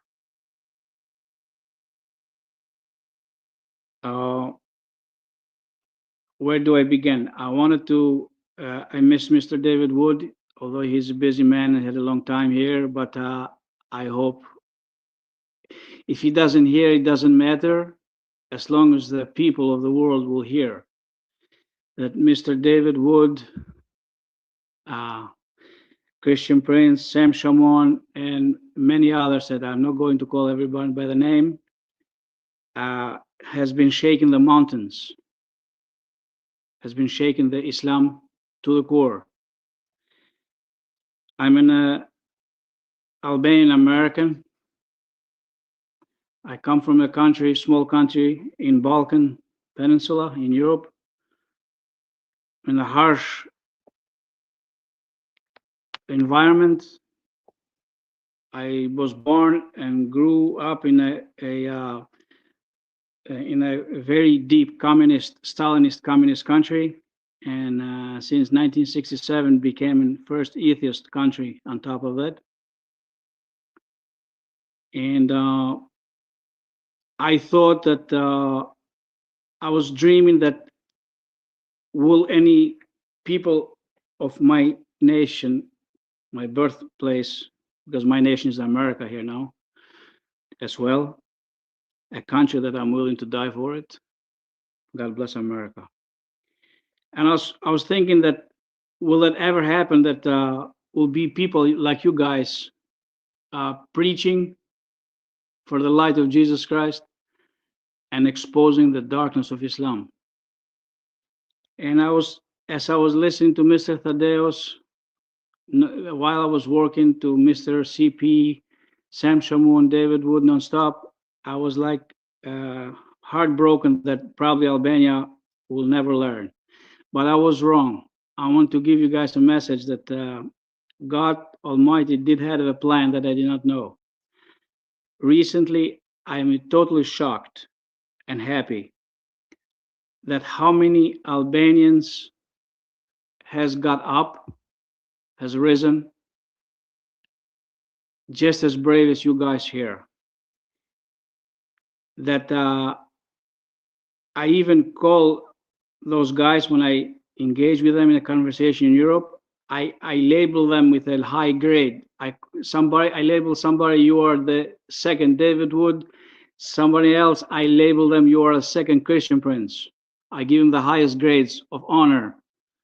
And David Wood and Christian Prince, Sam Shamoun, and others, he has been their mentor. Every Albanian, I'm sure every other nationality too, but I'm talking for the people that I know. I'm talking facts. Every Albanian in Europe knows these figures, and they are the students of these figures, and they are blessed to learn from David Wood, Christian Prince, Sam Shamoun, etc. And they have and I want to appreciate them. I want to thank them for their bravery, and they are putting a fearless battle in Europe, just as you guys are doing here. And there is no words to thank you guys here, and there's no words that I can describe to thank them over there. You're not the only one under death threats. They are on the same way too. Which this one leads me to the conclusion that Islam is under the influence of Satan. When I take my decisions, it takes a long time, sometimes too long. And when I make this decision, even if God have given me 300 years to live, I'm not going to change my mind. Islam is in the influence of Satan. That's why they put death threats, they lie, they try to deceive, and so on. And Christianity is under the influence of Holy Spirit. That's why none of you guys throw death threats to anybody, but you are willing to die for your belief. You are willing to die to spread the light of Jesus Christ to the world and to expose the darkness of Islam and the fake Prophet Muhammad, a prophet with 0 prophecies.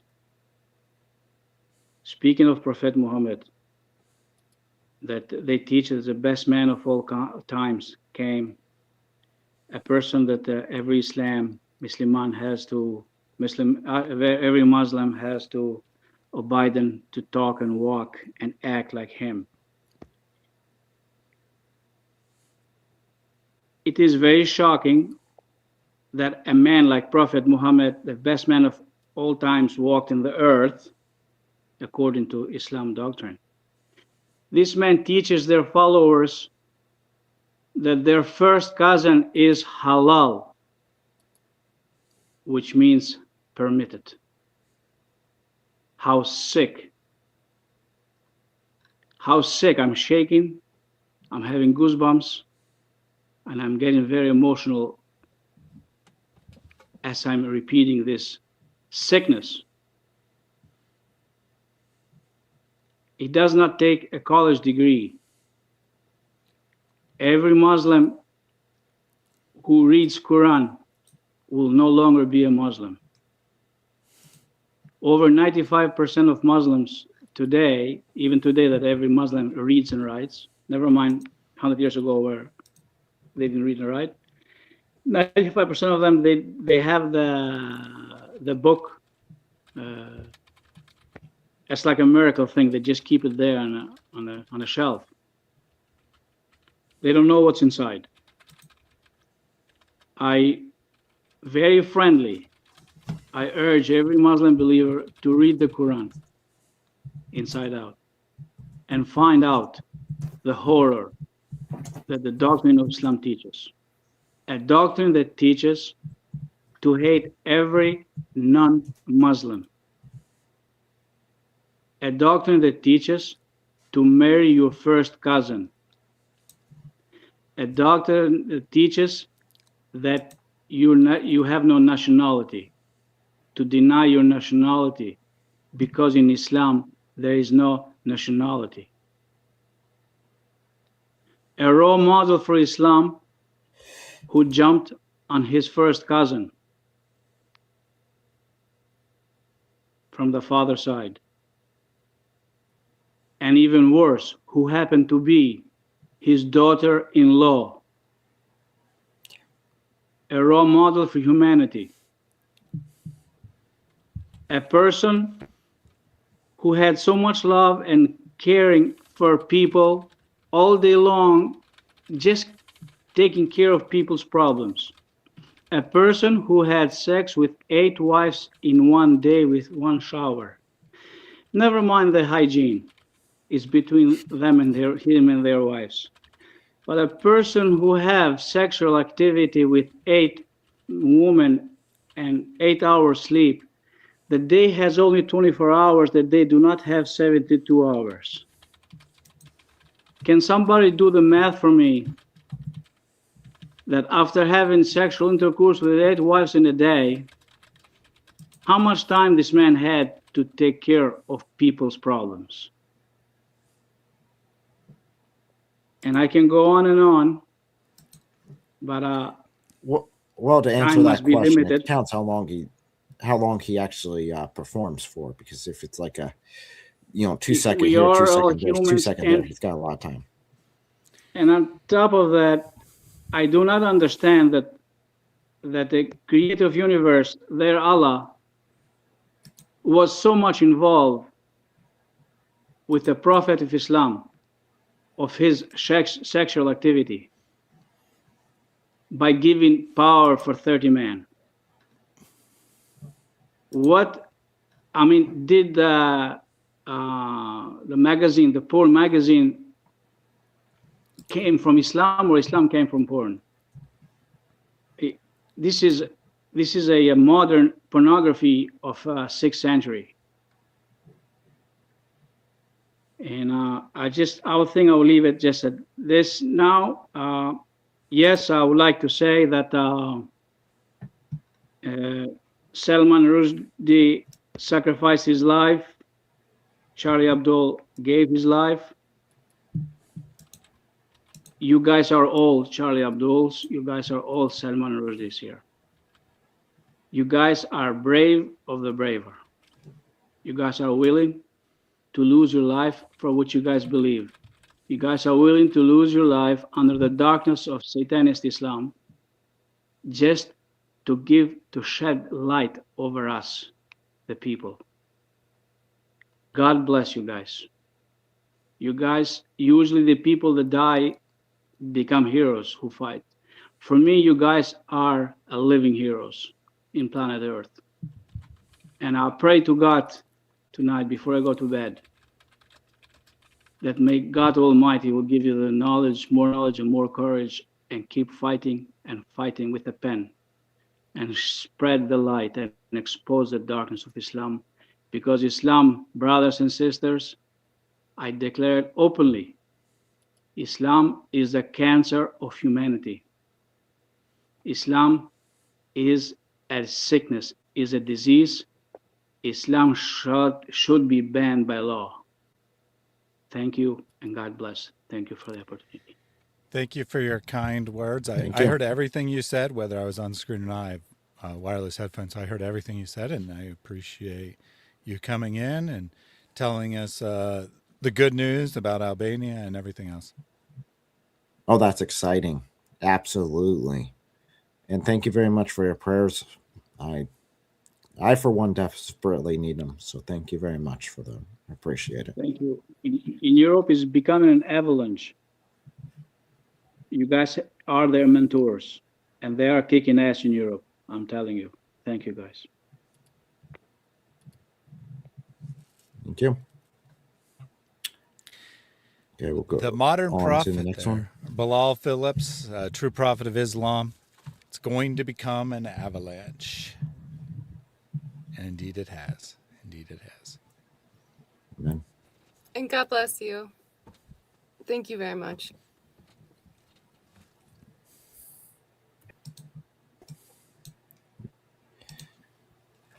Welcome. Hello there. Is this working? So, yes, it's working. So you say apologetics Jew. No, Jaws. No, Jaws. Jaws.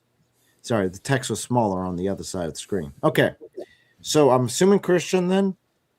Yep. Christian, Okay. I want to answer your question. Is it against the Bible to destroy the Quran? Well, that's actually in the Bible. Let me pull it up. Ecclesiastes 3:7. There's a time to tear apart. And it says there's a time to sew together. I think that's regarding onesies. I love that. I just laughed out loud, but my mute was on. Well, I'm pretty sure that's not the actual interpretation, but it's still All right, fun. we'll take it. We'll take That's it. good. I'm just It is reading the now. text. I need to rewrite my script. That needs to go on my video now. I appreciate that. Yeah. I just appreciate everything you guys do. Well, thank you very much. Yeah. That's really all I had for you. I'll let you get on to other people. That's the best. I love that. Thank you. Yeah, that was awesome. Yep. That was great. All right. God bless you guys. God bless. God bless you.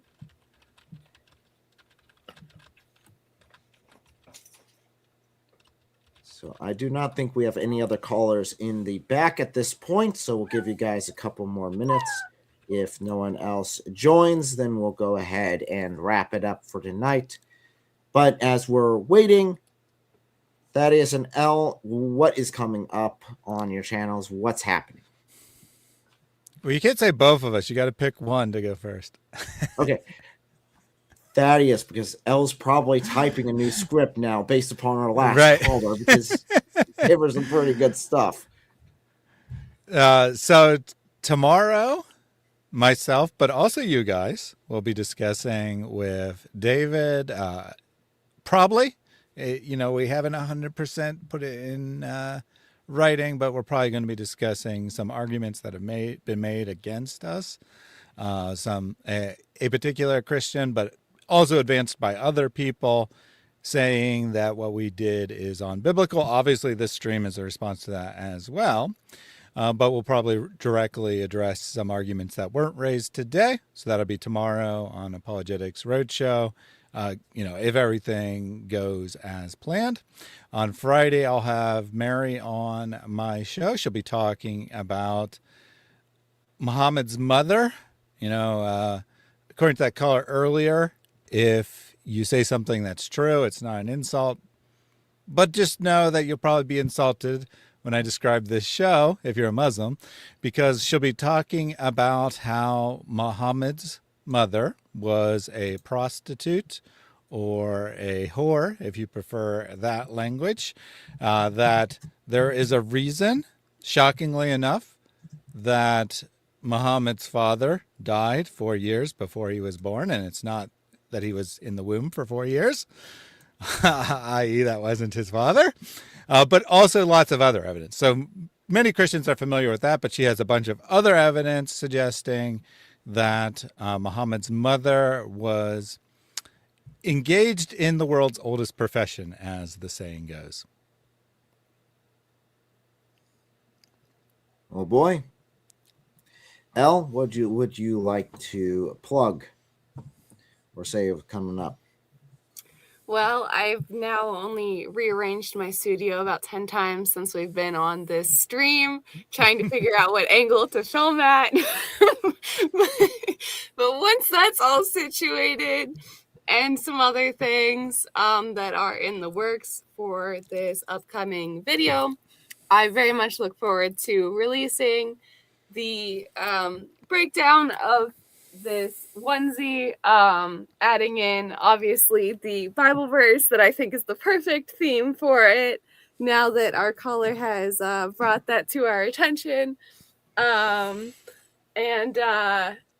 Yeah, so I'll be releasing that video talking about what's actually on this suit and why, and how you can get your own. And we may also have another live stream tomorrow night. I believe that is happening, but we will, I guess, either see you there or not.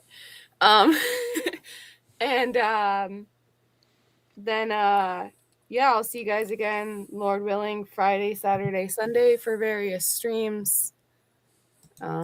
Saturday on my channel, Friday and Sunday on DCCI Ministries with Atun Tosh and Sister K. So lots of things in the work, but may they all be for the glory of God. Amen. Amen. We do have a super chat here real quick saying can't join. Oh, you wanted to ask a question. Concept of sin and hell is different in Islam. Absolutely. We've covered that in previous live streams. It is one of the, I think, biggest issues between Christians and Muslims talking is they use the same words, but they mean completely different things. And if we come to at least make sure that Christians understand what a Muslim means by sin, I think that'll help the dialogue at least move along. Your question was, how can show Muslim, I'm assuming that's supposed to be Muslims, the concept of all have fallen and not small versus big sin. Yeah, so that's a concept for anyone who doesn't know that. The concept in Islam is you have major sins, you have minor sins. Some are bad, some are like some are like minor, like who cares, almost level. In Christianity, it is all have sinned, the separation. Mm-hmm. I think there's been a couple of good examples of that. I mean, I'd use the example of using cyanide. If I put a little bit of cyanide in this water bottle here, and then I fill it halfway up with good water, would you drink it? No. Okay, well, if I filled it 3/4 of the way up with pure unadulterated water, 100% good. Would you drink it? No. Okay, what about all the way up? 100%, except for that little teeny weeny bit of cyanide there. Would you drink it? No. Still no. It's still the concept of, in Christianity, any sin causes that sort of tear and that death to that relationship away from God. And no matter how minor it is, that's it. And we are born with a sin nature. I mean, you do not have to teach a kid to lie because they all know how to do it. They all know how to sin very easily. It is teaching them the right way that's the difficult part as a parent in order to guide them into truth. I guess that would be my thought on it, would be trying to parallel it that way. Yeah, so I have a couple thoughts on this. First of all, I would say this isn't really a Muslim question. Not that Muslims won't ask it, but that it's not like specific to Islam. You know, Muslims try to act like Islam is super unique or whatever. But actually, this question, like some questions obviously only apply to Islam, but this question I think applies to all people because this is just human tendency, right? Christianity teaches something different than all the rest of the world's religions, including atheism, right? And they teach a concept of basically like try your best and you're good. You know, the specifics of what that means might vary, but that's the general concept of most of the world's religions, as well as, you know, secular people and whatnot, is you're a good person if you try your best. Well, press that, right? Press that. What does that actually mean? Do you always try your best? And any person who's honest will say, no, of course I don't always try my best. So they'll say, well, you know, try your best most of the time, or what it'll end up being, what the standard will end up being once you keep pressing is, well, as long as someone else is worse than me, I must be a good person, right? And so your standard is not God, right? Your standard is not perfection. Your standard is what that other horrible person did. I'm not a murderer. I'm not a rapist or whatever, right? So I'm a good person. And in the end, it's just a license to be your own judge. And the reality is, right, you can compare this in a court. A good way to do this, one, is to get the person to acknowledge that they don't meet their own standards. Forget what the correct standards are. They don't even meet their own standards, let alone God's standards, right? Any person who is honest will have to say, no, I knew I shouldn't have done that. I shouldn't have lied that day. It seemed like an innocent little thing, but in fact it was not, right? Or you know, I try to hold myself to this standard, but I don't always meet it. You know, I try to be a good, honest, hard worker, but you know, sometimes when the boss isn't looking, I slack off and don't do anything and still collect my paycheck. I don't go in there and say, hey, dock my pay 15 minutes this week, right? So everyone falls short of even their own standards. So get them to acknowledge that. And then the secondary thing will be, well, yeah, I do good, right? I do good to make up for me falling short of my standards. But hold on a second. You know, Eric's example is perfectly valid, despite Muhammad saying that water is not made unclean by anything. His example is perfectly valid, but I like to use a court of law example, right? Let's say you actually murdered someone, right? You're not wrongly accused, and you're going into a court of law. You say, yeah, Your Honor, I did that, but I did this charity work, or I did this, or I did that. What's the judge going to say? Well, yeah, I mean, I'm glad you did those things, but you're still guilty of murder. Oh, you say, okay, fine, it's not something a serious murder. Okay, fine. You were caught speeding, right? A very minor violation of the law. You were caught speeding. A cop wrote you a ticket. You go to traffic court and you're like, but judge, I don't normally speed. Most of the time I obey the law. He's like, great, but you got to obey it 100% of the time or you're guilty of violating it.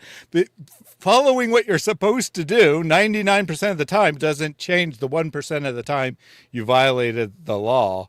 And that's the reality of our situation, right? We don't get special credit for doing good. We're supposed to do good all the time. So whenever we fall short of that standard, we can't make it up by doing extra good because we're always supposed to do good. That is the standard. And if any person is being honest, they'll probably admit that about themselves. Like, how would you feel if someone went to court, you did something against your family, they robbed your house or whatever, and they went to court and said, yeah, Your Honor, I did rob his house, but I also donate to charity, or I also do work to fight against poverty, or I also, am very nice to my sister, and I throw big parties and invite all my neighbors, and everyone has a great time. And then the judge says, yeah, you get off free. No one would think that's justice. No one would think that is justice when it comes to wrong done against you. But then you look and say, well, my own wrong should be excused. Yeah, it's not going to work. If you push those points, people will come to the realization, whether they are willing to verbalize it or not, they'll come to the realization that, yeah, I actually do need an external factor as my savior. And of course, Islam does not provide that. The world's religions do not provide that. Secularism, consumerism, whatever, does not provide that. Only Christianity says, yep, you are a disgusting sinner. Yep, you can't do anything about that. But good news, God did the work. And all you have to do is place your trust in him and accept the free gift that he has provided. Amen. Absolutely. As for this channel, I will be back on the future live stream if we're having it. It does sound like it tomorrow on David's channel, but on this one, I will be continuing to release shorts as well as other multiple videos. If you guys have been paying attention, we are now going on day 16 of releasing something every day. Nice. So I'm hoping to keep up that pattern, but we will see what God has in store for us. You got to put up one of those It's all for His signs, glory anyway. like X days since the last accident, X days since I didn't put up any content on YouTube. Oh no, I don't want to do that because I'll feel bad if I got to reset it for any reason at all. Oh, that'd be horrible. It'd be like a constant reminder of failure. Well, thank you guys so much. Thank you for the people who have called in. I appreciate you. Even if we disagreed on the topics, I appreciate you stepping up, coming up, and having a discussion. I also appreciate those who called in, gave their insights on the topic, and everyone there upon the panel. But I'd have to say, in conclusion, is it against the Bible to destroy the Quran? Nope, definitely not. So I think we'll end with a little song. E-I-E-I-O.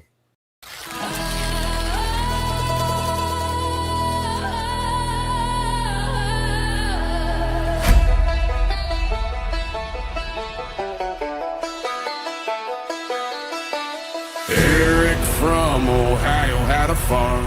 E-I-E-I-O. On that farm he had some pigs, E-I-E-I-O. with a sheep here and a goat there. Eric from Ohio had a farm. E-I-E-I-O. Eric from Ohio had a farm. E-I-E-I-O. Eric from Ohio had a book. E-I-E-I-O. And that book made no sense. E-I-E-I-O.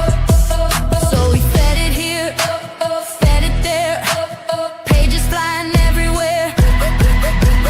Eric from Ohio had a farm. E-I-E-I-O. Sometimes he shoots it straight. E-I-E-I-O. Sometimes he wipes his butt. E-I-E-I-O. Pages spin and chaos reign. Sheep just stare like Bro's insane. The Quran is such a stupid book.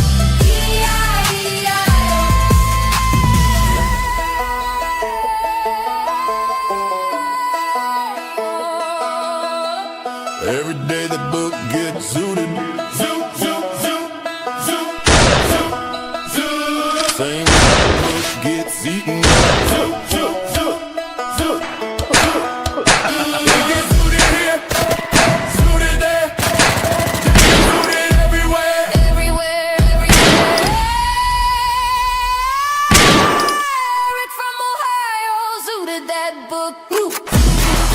Thank you.